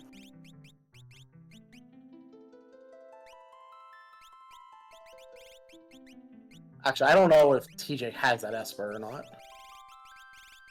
Alright, home up in the rafters of the opera. Because that doesn't sound broken. It gets worse. If you pair it with a gem box, you could. So the gem box, which you can also equip, changes magic into X magic, which means you cast 2 spells per turn. So you can cast Ultima twice per turn for 1 MP each. Yeah, it's a little broken. I mean, don't worry. He also has a dual-wielding Atma Mog that if we happen to come across, like, an offering, he'll just swing 8 times with the Atma weapon. It's also... You can get some very, very broken builds in FF6 if you try... Well, in Rando specifically, if you try really, really hard. Are we winning? I would say chat as a whole is winning, yeah. We as chat collectively are winning. Some suffering has happened. You know. It's fine. Yeah, like I said, TJ with two Atma weapons equipped to a Mog. It's fine. It's fine. Nothing can go wrong. Alright, Zen finding the Starlit Magicite. Who's in the lead? That's a good question. I believe right now it's definitely between Zen and TJ. Wombat's definitely up there as well. Home had a little bit of trouble, like, taking off at the beginning, but he's definitely catching up for sure. The issue is, I guess I could bring up. I wonder if they're running trackers on their streams. Hold, please. Let's see. Homewrecker currently has 5 Espers and 5 characters. As a reminder, the goal here is to get 9 characters and 14 Espers. So Home is at 5 and 5. Zen is at 6 and 10. TJ Joel is at 7 and 10. And Wombat's at 9 and 9. So Wombat has already acquired the characters necessary to finish the seed. But then we just need Wombat just needs to find 5 Espers at this point. So it's really a question of how quickly is he gonna get those Espers.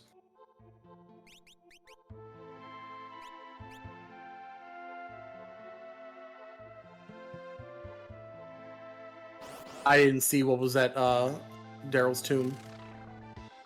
I guess we've been... TJ, stop going so fast!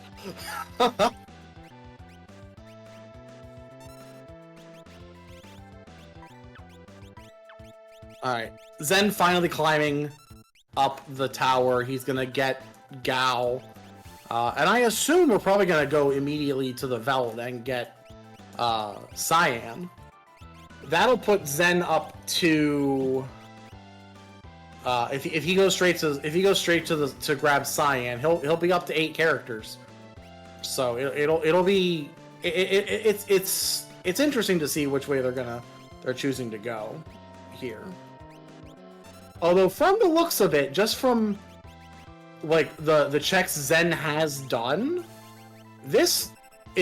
he's almost down to nothing. This is pretty... He hasn't done the Umaro checks. So this is basically all he has left. TJ, meanwhile, has a handful of things still to do. I mean, obviously here we're fighting at Daryl's tomb.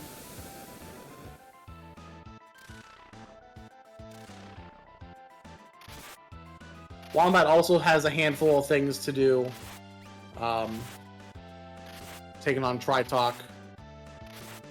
Just waiting to cast fire at it, basically. Alright, and down goes Ifrit and Shiva.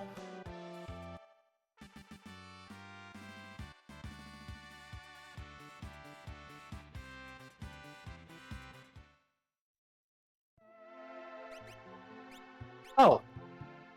Locke is here. Locke is interesting. Locke is an interesting find for TJ. Locke's one of the characters that just unlocks a lot, kind of on his own.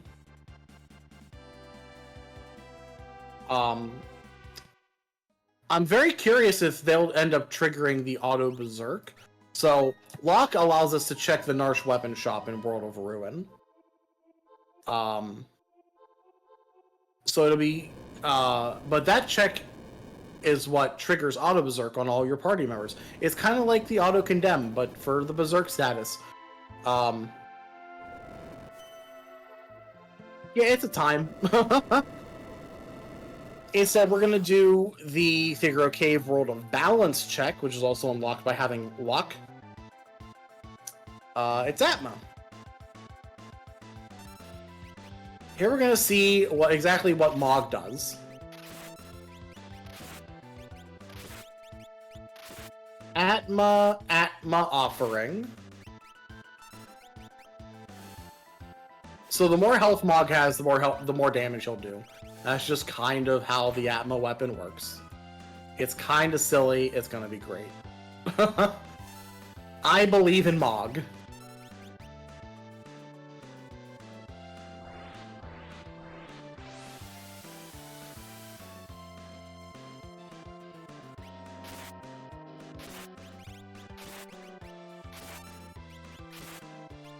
Holmes looking through his options.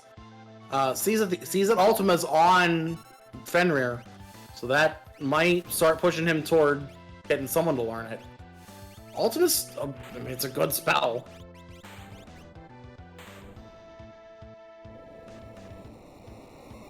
Alright, Atma goes down. Oh, Mog also died. Wait, TJ, how could you?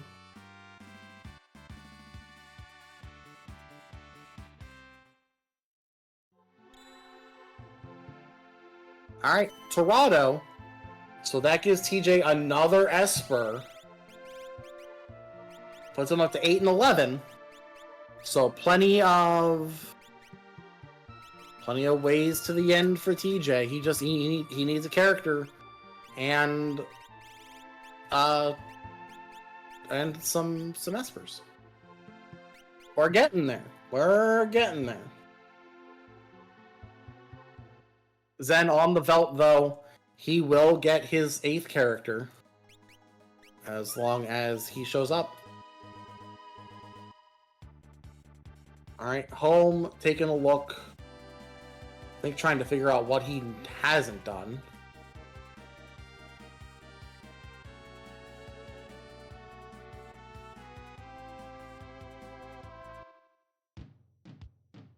Alright. Wombat making his way into Dome a Dream.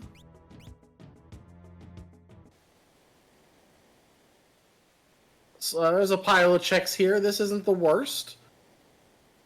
Meanwhile, TJ going into Serpent's Trench. Another kind of auto-scroll section. Plenty of encounters here. You can dodge them all. Well, not all of them, but most of them. As long as you pick the right directions. Alright, home here into Zen. Gonna buy the Magicite, I'm sure. That's a very cheap Magicite. 3k in World of Ruin. That's pretty solid for Zone Seek.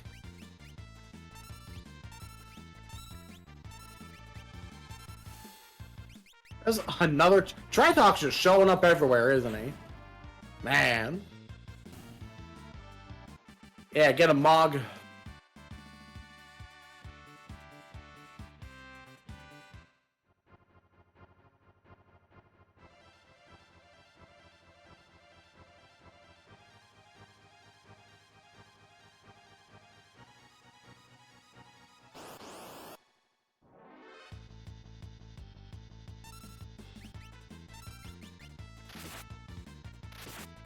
Alright, Zen working his way up Mountain Zozo now.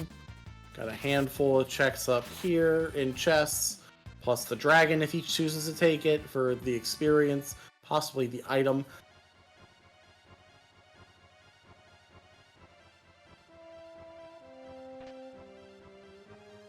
Alright. Let's see. Wombat's got a little bit to go through for the dream sequence.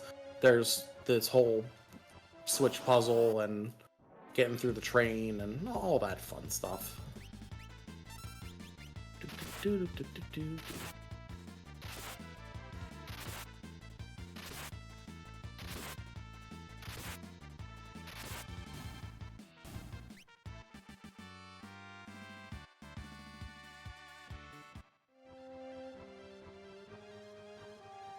Another Esper for Zen here soon.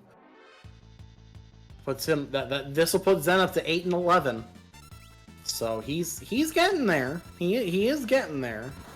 Steadily, very steadily.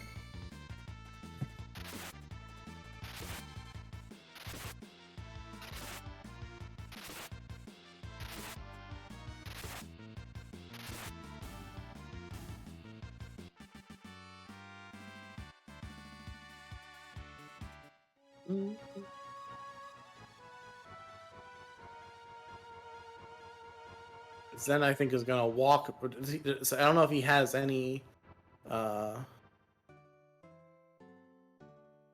warp stones. He does not. He's gonna have to walk back out of Esper Mountain.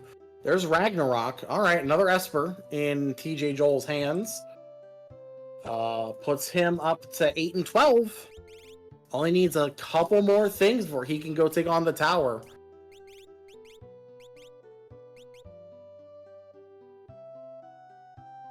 And Wombat here finds Umaro, another Angry Yeti.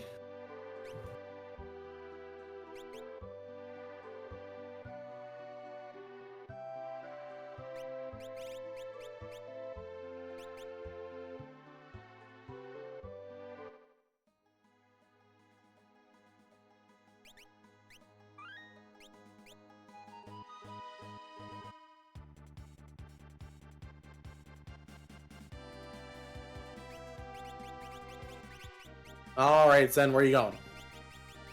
Over to Dome of Dream. Alright, following Wombat a little bit.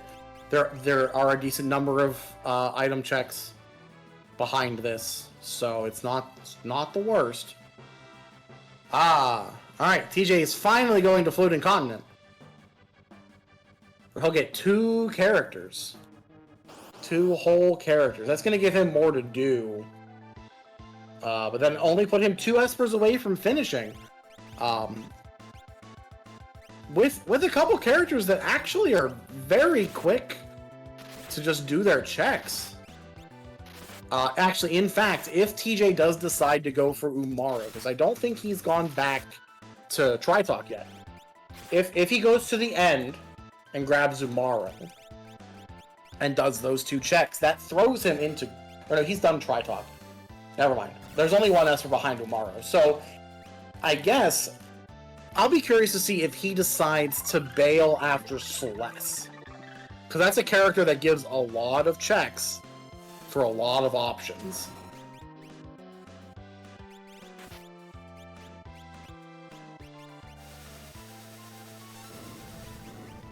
Wombat's in the Cave in the Belt, going to get another Esper here momentarily. This actually will put Wombat into go mode when he finishes this check. This will be his 14th Esper. He has 10 characters. So Wombat very well may be the first into the tower.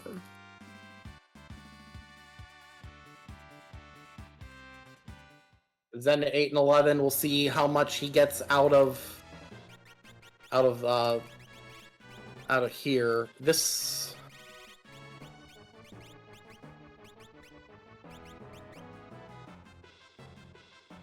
Yes.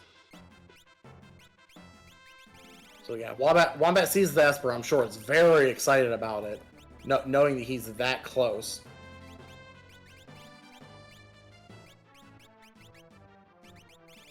Alright, Esper for Zen. So Zen needs one character and 2 Espers at this point. Home's still looking for characters, so 5 and 8.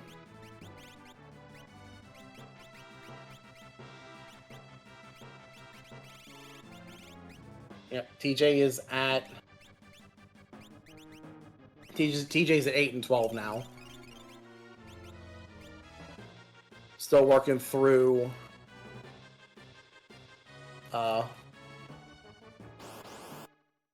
getting to Floating Continent, and then Wombat unlock with this should unlock Final Kefka. Unlock Final Kefka, objective complete. So that puts Wombat into go mode. Now the real question is, what is he planning on doing? Are we going straight to the tower? Are we going to get a couple more items? Are we prepared to take on Kefka's tower?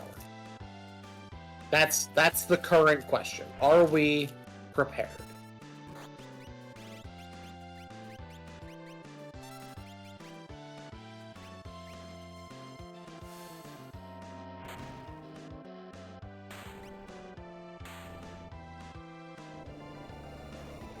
Alright, Atma down. And we're going to the tower. Let's go. So Kefka's Tower is sort of the final gauntlet of the game. You have to split you split your party in your entire group of characters into 3 different parties. Each one has some stuff to do in the tower. They're all very everyone's important in this game, and it's wonderful. Series of like, I'd say puzzles, but it's more just flipping switches. There are a handful of boss encounters on for every party to handle. Some have more than others, but it's fine.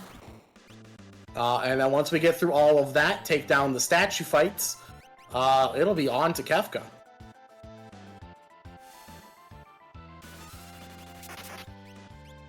Exciting stuff!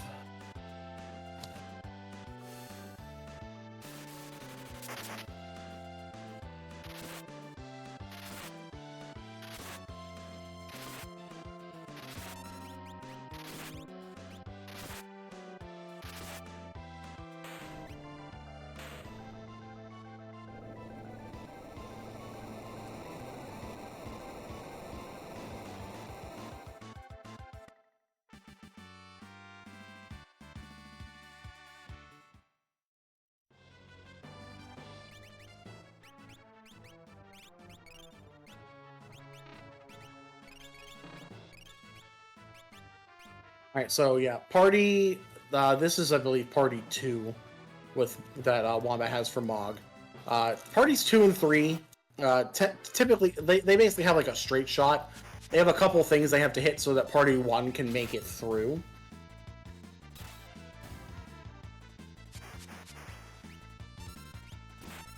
As you'll see here, party 1, so he's going to take this party into this room, step on a switch, get a Genji shield, because why not? And then move on through. Go to the end. There's technically a dragon here you could fight if you really, really want to. But with this being the end of the game, we don't need anything else. We're prepared. We're just gonna go.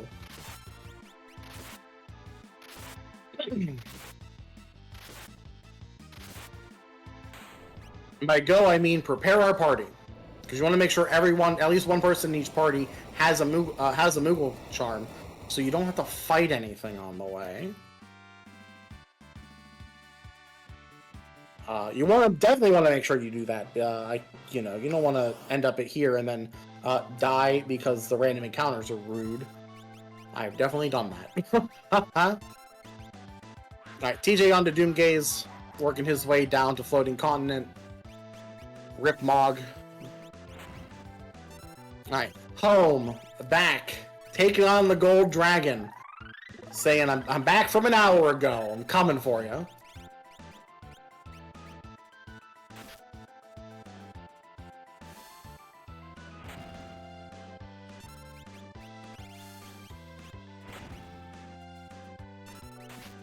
So party 3 for Wombat here. There is one additional fight you have to do. It's the ambush fight. In this case, it's another number 24. Nice and simple fight. We've seen it before. No problems.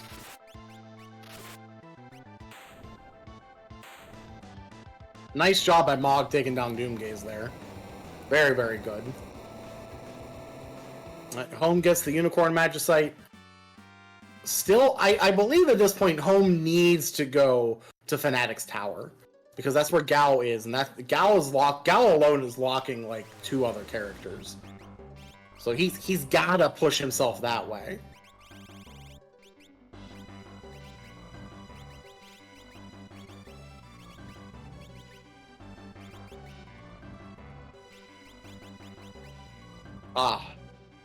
The floating continent music is also really good. The FF6 soundtrack is just really good.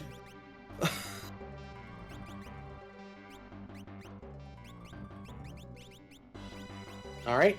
Both parties 2 and 3 stand on their switches. Party 1 now gets to go through and open up the way for the other 2 to climb the tower. Alright. TJ, I think, is thinking. He has his characters. He needs the Espers. Does he leave with Celeste? That is the question. Celeste is a bunch of... he only needs 2 Espers. So the question is, does he stay up here hoping the Espers are up here, or does he leave with Celeste? Because Celeste has one very free check, and then all of the stuff in the Magitech factory. So, like, that could propel him into go mode.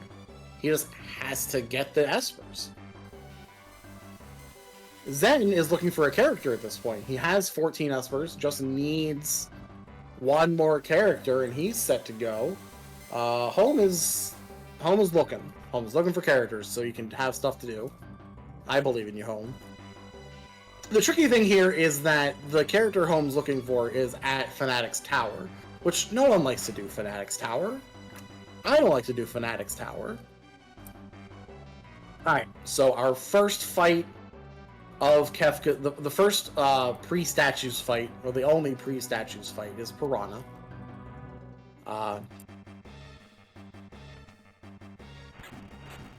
Easy fight, just gotta get through it, basically.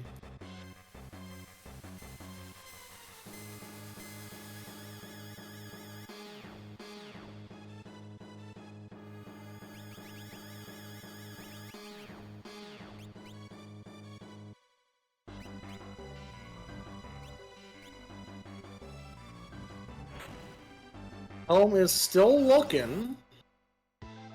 Is he looking for treasure? What's he... I'm wondering what he's thinking.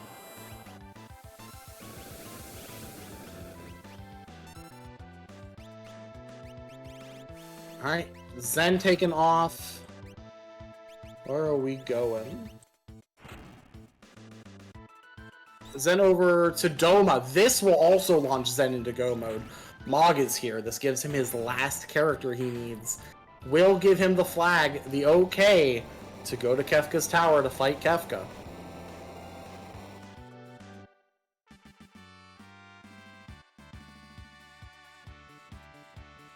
Alright, first fight done for Wombat. On to the first statue. Which is Vargas. Not bad. A lot of repeat bosses today. Not terrible. Again, we did have settings on that allowed us to just have bosses anywhere at a 25% chance. So the fact that they're showing up in boss locations repeatedly makes a little bit of sense.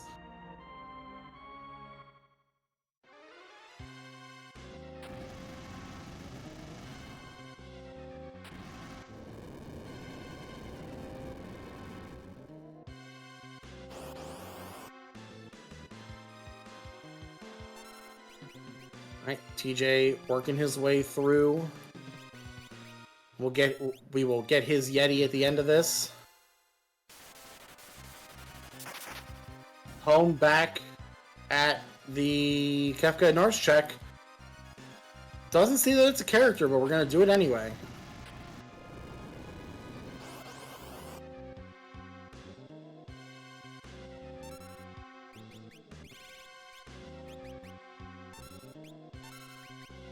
Alright, first statue done for Wombat. Next party. 2 more fights before Kefka. 2 more. Exciting stuff. Well, unlocks KT. So Kefka's Tower is unlocked with 9 characters and 14 espers. To give some stats, Wombat's there because he's on statues. Home is at 5 characters and 9 espers. Zen just hit 9 and 14, so Zen just hit go mode. And TJ is at 9 and 12. Wombat coincidentally is at 10 and 14, but you know, numbers. KT Skip is at 12, 20, or 46 checks.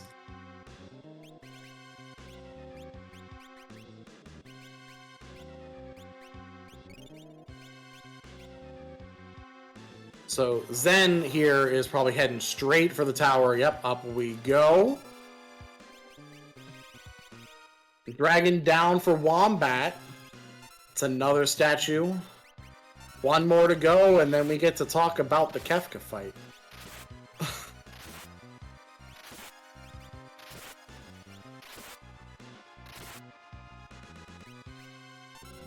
You know, see, they had some flags.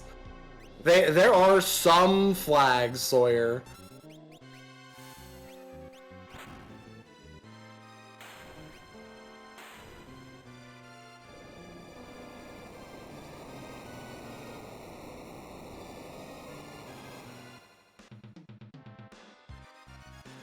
All right, last party.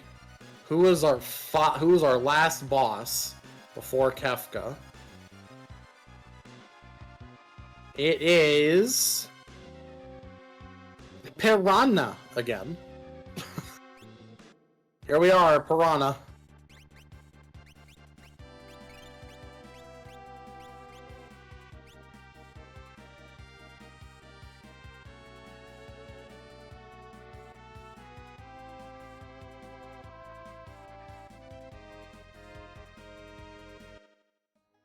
All right, TJ looking for espers.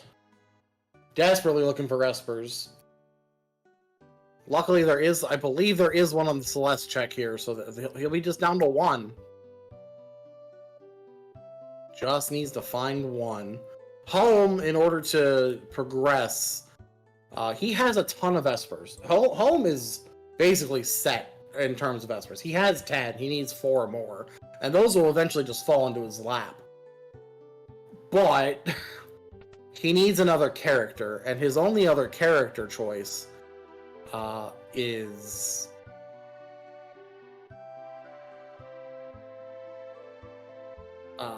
it Fanatic's Tower? So he kind of needs to go to Fanatic's Tower. Okay. That is Rise of Pass down for Wombat for the last time this seed. It is time. Kefka, the Tower of the Gods. So.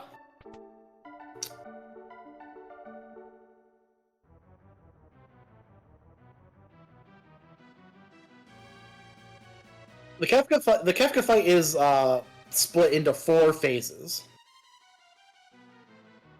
Each one has a different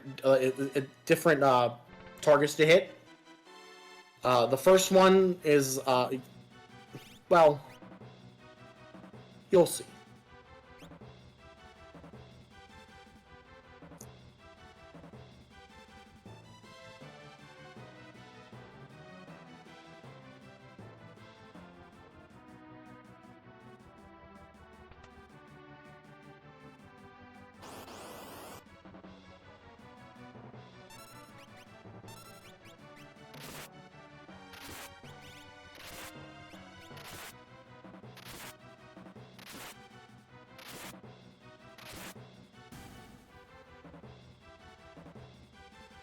Alright, well, first things first, we have to decide our party order. So everyone you bring with you into the tower, you have the option to bring into the final fight. We're only bringing 5. We're that confident, eh? Alright. So, because with how this fight works, as the phases change, if you have an unconscious party member, they get removed from the combat, and the next one takes their place.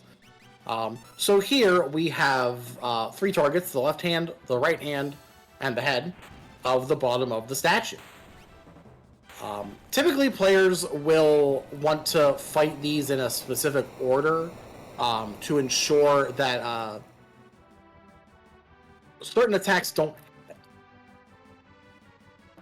There are a number of retaliatory moves that the statues can do.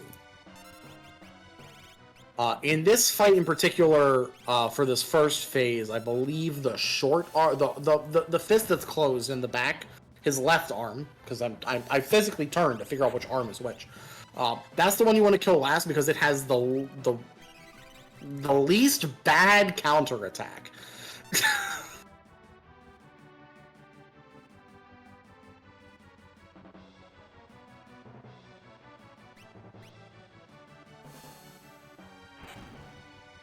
Each portion is also weak to certain elements. Sometimes they just go down very quickly. Like here, off to phase 2. Phase 2, we have more targets, including a tiger head, a dude on top of the tiger head, the dude on the left.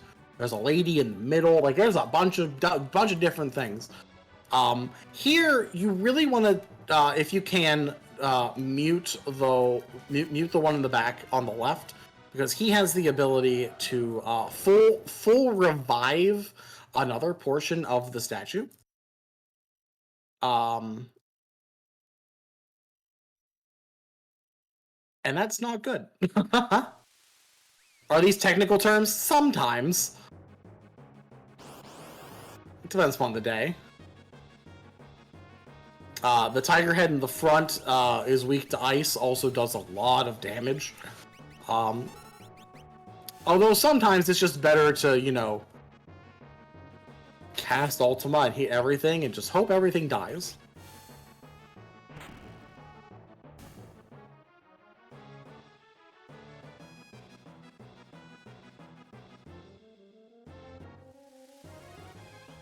Yeah, and you would be surprised, like some, like when we get to phase 3, one of the people, so in the FF6 like racing community, from what I understand, because I'm very new to it, one of the characters in phase 3, like one of the 2 that you fight, is the one's literally referred to as Lady.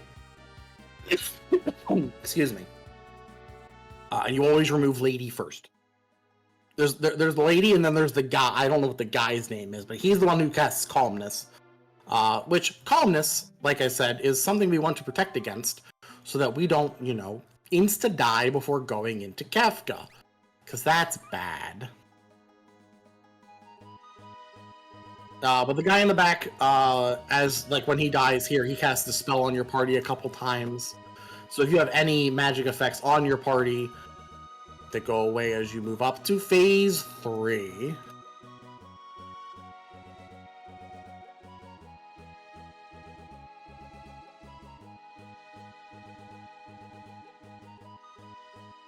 Oh, TJ. Alright. TJ thinking, I guess. Because he did unlock KT, he unlocked KT, so he can go to the end of the game. Alright, on to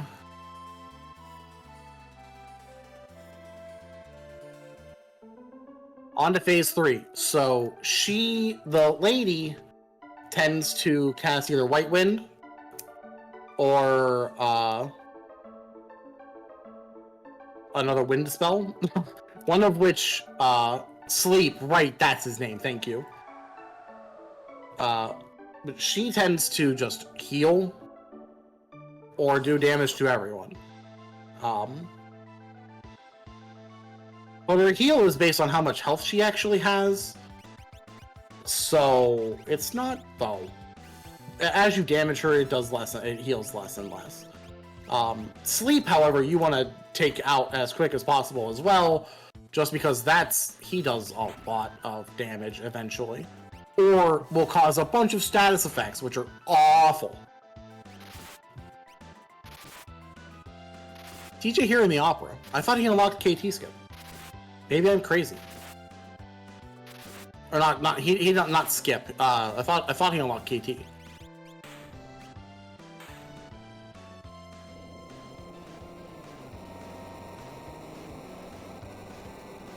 All right, and like that, Wombat on to the heat of the meat and potatoes of this fight here.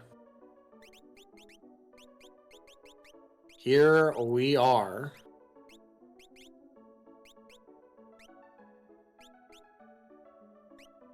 Kefka himself.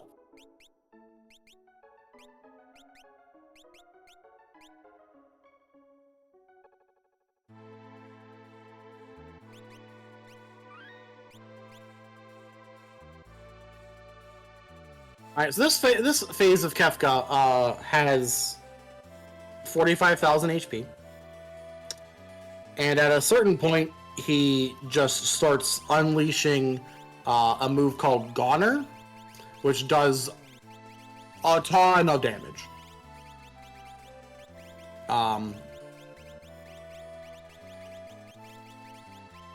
Speaking of.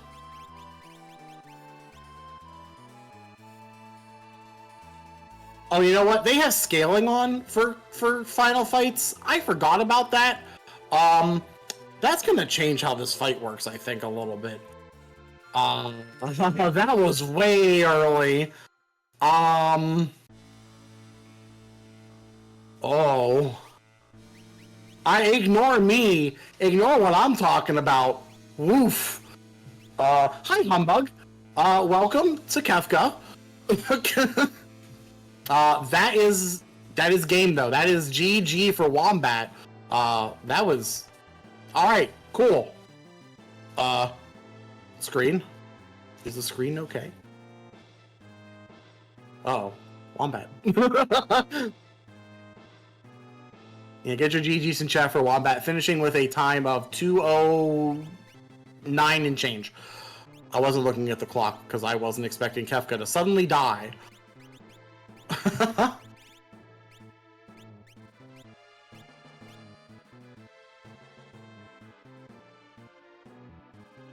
All right.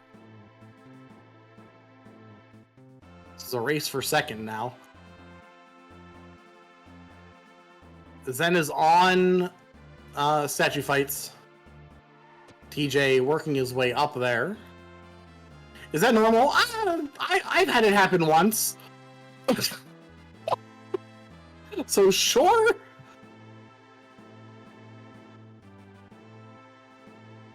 I was also concerned when it happened. So, you know.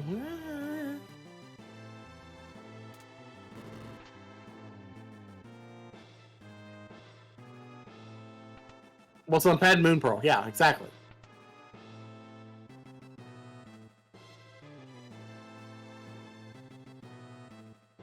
I don't know if there is. You think the fact that this has so many flags? Oh, you know that you could be right. You could be right with that, Sawyer. That might be what it is. Do you want to see if Wombat wants to come join us? I guess.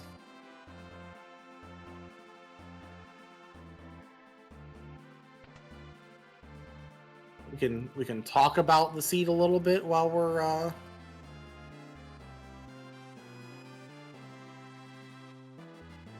while we're watching the rest finish up.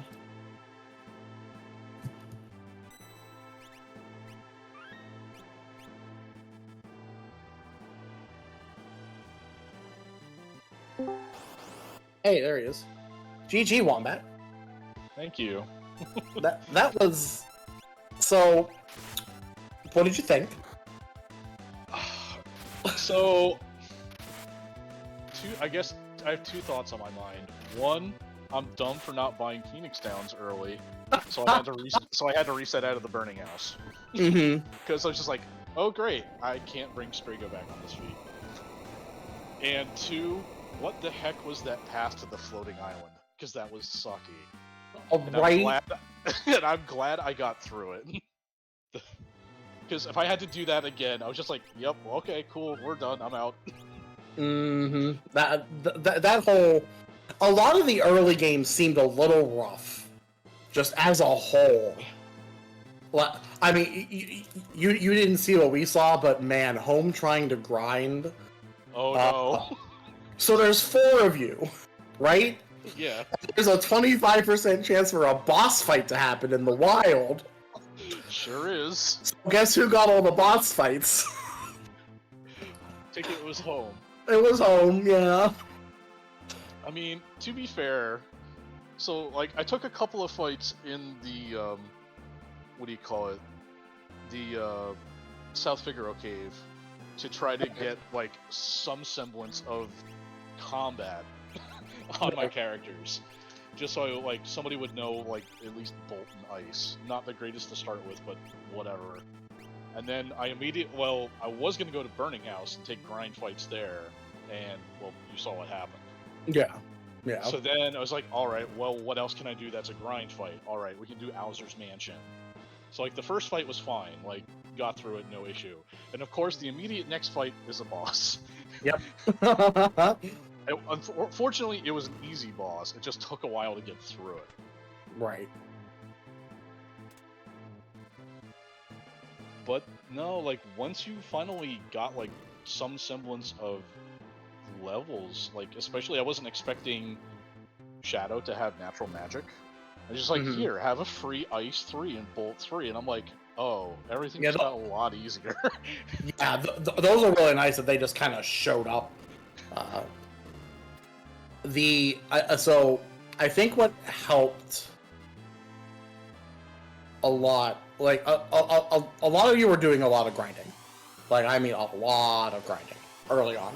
Like you and TJ were both in the Figaro Cave right by the pool, so you could heal. That was great decision. You were the first one to go actually do Floating Island. Yeah, I kind of pulled the trigger on it early. I'm like, I'm not getting any characters. Like, I bet you there's one just on the floating island. No. Lo and behold, there were 2 of all things. The interesting thing though is that Zen scouted Fanatic's tower early and saw that Gal was there. TJ got Gal before doing Floating Island. Okay. So he chased all of that and ended up getting his, like, he got all of his characters like super quick, because I mean Gal leads to Cyan, leads to Mog, like that just line, which then Mog leads to Setzer. Right. Like, there's just a line of characters behind Gal. Nice economizer, by the way. Yeah, that was hilarious. Like I got to explain like you using the economizer. I got to TJ's Mog is dual wielding Atmas. It's hilarious. Yeah, because I'm thinking, oh, TJ got to Mog first. Oh, Mog has Magitech. Yeah. Oh, but he doesn't have Celeste. You do have Celeste, so, and you got Mog. This is probably going to push you to go get those upgrades, because I mean they're pretty solid. But then I saw that Mog can also can just wield Atma. It's like, that was like super disappointing, because like I got the Atma early. I'm like, who can wield this thing? No one. Nobody. All right. Great. So yeah, it's kind of just the way everything ended up playing out has just been, this whole seed's been hilarious. Also, auto condemn being guaranteed. Oh yeah, so comical. The auto condemn really isn't that bad unless like you get screwed over by being frozen. Who did that happen to? Because that did happen to someone. No, I think it was TJ during one of the Doom fights. Oh, okay. It was Doom either that said- or like the one of many Tritalk fights. Doulahan was in a whole bunch of places. Yeah, no, I'm pretty sure it was a Doom fight. It was a Doom fight kind of early on because everyone else ended up triggering that off of finding Fenrir. Oh no! Like, and it took me forever to get it too. Yeah, like everyone else kind of went straight there and got it, and it's like because at first I saw Home got it first, and I'm like, how is Home? There's no way Home has done enough stuff to trigger this. Oh, he must have gotten Fenrir, and then I saw someone else get Fenrir, and I'm like, oh no, okay, yeah. Because I think mine was off of the character trigger. Yours was off the character trigger. Oh. Yeah, so that makes your early game even harder. Oh yeah. Oh yeah. Alright, Zen is working on He's on Tower. Question from chat, did you have fun? Yeah, it was not a bad seed. It's like, this one, like, Zen's flags feel a little grindy, but it's fine. Yeah, well, this was specifically for this. Like, Zen, I don't think Zen normally doesn't run these. Well, yeah, he was bouncing ideas off of me before we started this, like, alright, what can we do to, like, get this to fill out the time slot? Well, if Home will ever go to Island? No, Fanatic's Tower. Oh. Home needs to go to Fanatic's Tower. Because he needs characters. Like, literally, he's at 5 and 10. And he's missing the character. He's gonna hit 11 here in a second, because I think there's an Esper here. Edgar's here. Oh no, Edgar. Oh wait, no. Okay, so he'll be at 6 and 10. Edgar will launch you. Edgar doesn't send you to a character though. That's just a lot more. So FYI, Home is like healing up or whatever he's doing here, or maybe he's just switching around Espers. But at the end of Magitech Tower, before you take the final fight, when you get Edgar, it auto heals you. Yeah. So I guess he's just trying to teach spells to his characters. I guess, yeah. That's what it seems like he's doing. Trying to maybe get Ultima on everyone. I mean, it's not a bad idea. I mean, I didn't go to the Colosseum, so I have no idea what's actually there. You can turn potions into mega elixirs. Oh, neat. But I was gonna say, if there's like any sort of like gold hairpins or economizers or gem box there, I don't think any of that was there, because I remember who went there, but there was the only thing of note that I saw was potion to mega elixir, which it's still handy. Yeah. I don't think anyone, even whoever went there, didn't even get any, like, they didn't do anything at all, so. Alright, I think this might be the last fight for TJ. I wasn't paying attention to see which statues he was, yeah, the order. I think that's his last statue. Good old Rise of trying Pass. to follow along. Rise of Pass keeps showing up.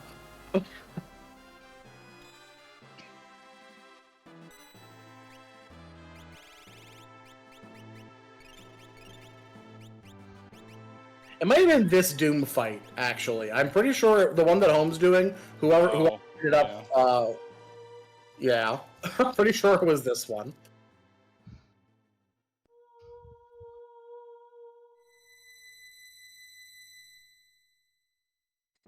I'm surprised he's using Amaro. No, why not? Memes? I mean, I guess, but like, when you're trying to do the final Kefka fight and like you have a character you can't control, and it's like, oops, you hit the boss. Now it's gonna counter you with something. You just cry. Yeah, but he also like used Goner stupid early. Yeah, I wasn't expecting the immediate here's a Goner. I was expecting the Goner charge with how much damage I was doing. Yeah, so one of the flags that's on is Kefka scaling. Oh yeah, yeah, that I remember. And it's like level 80. I'm wondering if that is part of it. That may possibly. All right, Zen into phase 4 as TJ launches into the beginning of the fight. We get the song that people argue is better than One Winged Angel. And they would be correct. And they would, I mean, opinions, but your opinion is not incorrect. I just love dancing that. It's so good. Yeah, but see, I'm one of those weird people who likes the Pixel Remaster version better. I mean, they did a good job with it. They did, yeah.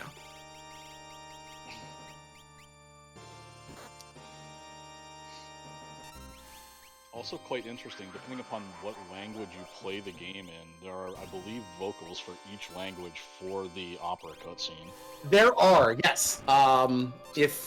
In fact, I've definitely have had a YouTube video show up in my recommendeds that is all 7 different versions of the opera back to back. It is. So it's another amazing. interesting tidbit of the singers they got for that. They basically just grabbed average everyday singers. They specifically did not want opera singers to try to keep true to the vein of the game. Yeah. GG to Zen, taking down Cap nice. 223. 223 even. And our timer has stopped because we're using Zens. Excellent. Speaking of, GG Zen. GG Zen. GG second place. How did that feel to you? Why didn't I just climb the tower the first time I saw Gal, is my real question. It's okay. Home still needs to do that.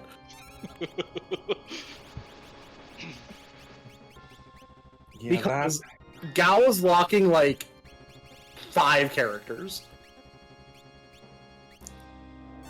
But how about that floating island? okay. I mean, doing that early would have been good too, actually, to be fair. Yeah, apparently, learning from Trey, that's what I did. Different than everyone else. Yeah. Wombat was first to Floating Island, got the characters, and just kind of zoomed from there. Yeah, and Celis was really good too. Yeah. Had her with the Ragnarok. Yep, same. I picked up that Doom Dragon Rage, which helped in a few fights as well, which was nice. Did you pick up the Minerva, by the way? Yes, I did. Okay, good. I did get that off of the Dirt Dragon. Or the Dirt Dragon spot, at least. Zen, talk about your decision to use Umaro. I just wanted some bodies, honestly, for Celis. I thought she could carry, and then there's a few fights that would have been scary, like Magimaster would have been still pretty terrifying. So having him there was sort of insurance with Mog. Now, I guess in particular with your final party. Just because? Why not? Yeah. Okay. I mean, he was there. Why not? I'll respect the Yeti memes. I mean, he put in some good work on. Oh yeah. He put in some good work. I'll give him that. He really did. He definitely did quite the job. All right. TJ working our way up to phase 3. Home in Figaro Castle. I don't think there's a character behind this. I don't know. No, I didn't do there those checks. Oh, I did. No, there's nothing. Yeah, he needs to go do Fanatics Tower. Man, I had Bolt and Ice, and I'm like, that's not it. That's not enough to do Fanatics Tower. And then it was just Donaluma at the top. Yeah. Right. I think I was a little bit more loaded for bear when I finally got there. Yeah, like you had so much magic when you got there. Like TJ, in contrast to everyone, did tower before floating continent. So he was able to just he found all of those characters and ended up needing an Esper more than needing a character at the end, just because of the sheer amount of characters that Gao leads to. Because Gao leads to Cyan, who leads to Mog, who leads to Setzer. Like it's a whole train.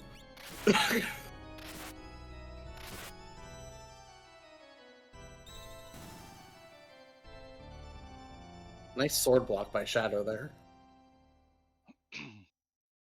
Alright, here we go. Phase 4. Yes, yes, I had fun. Good. I'm excited for Home to come in and be like, no!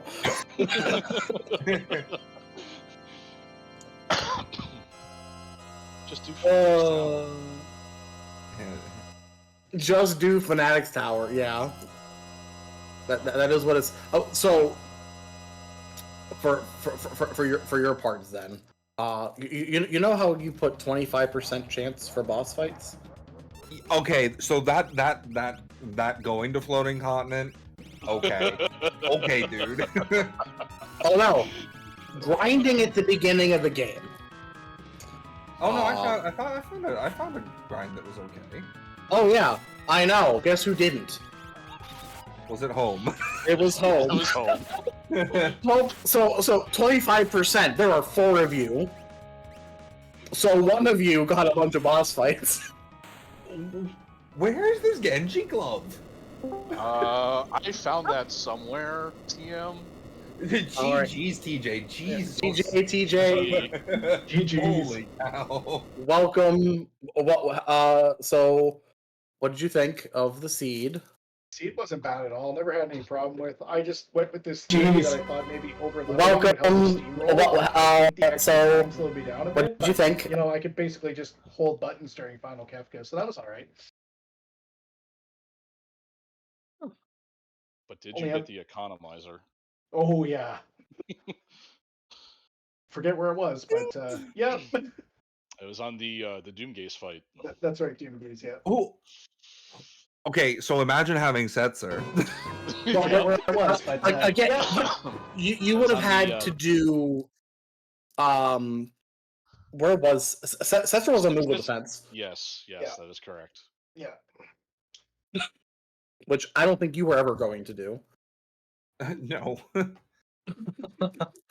Why? Like it's like, well, we got Mog. I might as well do this whole chain. That's exactly. And why then when I did it saw too. Setzer, I'm like, it's like 2 quick checks. It's worth it. It was sure worth it. Yeah, your routing tour. I'm pretty sure it was yours. Like going from, Lone Wolf into, Kefka and Narsh into Moogle. Like it flowed very, very well. You know, except you have to remember to actually activate Lone Wolf instead of running half of the way there and then having to turn around. Yeah. You know.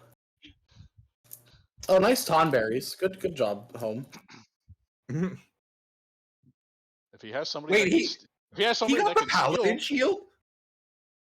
Where did he get a Paladin shield from? Did he find what do you call He might Lock? because I found Lock, but it was too no, late there were to 2 go look at Espers it. that taught Ultima.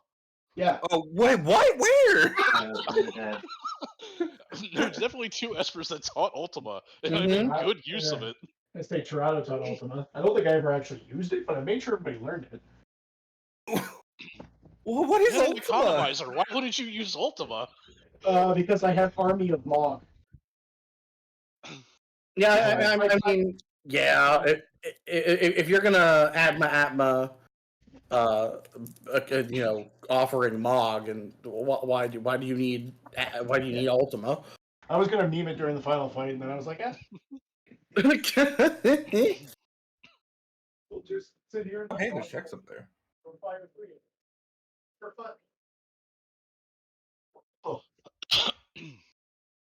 Home is gonna have all of his espers before he gets his 7th character, I'm pretty sure. Hey, at least I'll have KT skip. Well, no, you need 20 espers for that. I don't know if he's gonna hit I'll 20. probably find 20 espers. You found an offering somewhere too. Katana Soul's in the first chest. Of The first The monster in a box in the Narsh. first monster in a box. oh, chest. the Narsh. Oh, okay, yeah, no, I Yeah. never checked that. Oh, I saved, checked it, and I was like, not reset. And then never went back for it because I didn't need it. Oh, nice fixed dice. All right, game. I wish I would have killed those him now. berserk, and then he can just go climb the tower. Good gracious.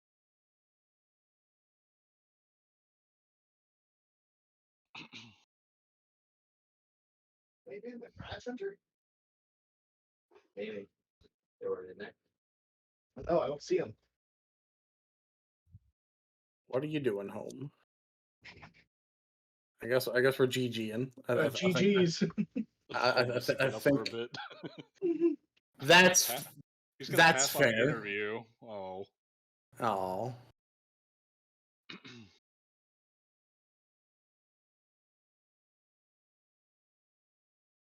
Alrighty. Well, Alright. you need to get ready for Alright. the next. So yeah, well, so we got a skedaddle. Thank you guys for running. Alex, thank you again for putting this whole marathon on. It's been a pleasure. Again, if you guys haven't yet, give these runners a follow. They're awesome people. For more similar content to this. It's been a lot of fun. But that's it for us for now. Unless you guys have any last comments. Nope. Thanks for putting this on. Yes. It was Yeah. a bunch of fun. Yeah, thank you very much. Thanks, Trey. Thanks, Alex. Thanks, everybody, for racing. Good time. Yeah, good times. Stick around. Next up is a Zelda 2 rando race between the Home Wrecker, who you just watched run here, and Vix Rider. Stay tuned.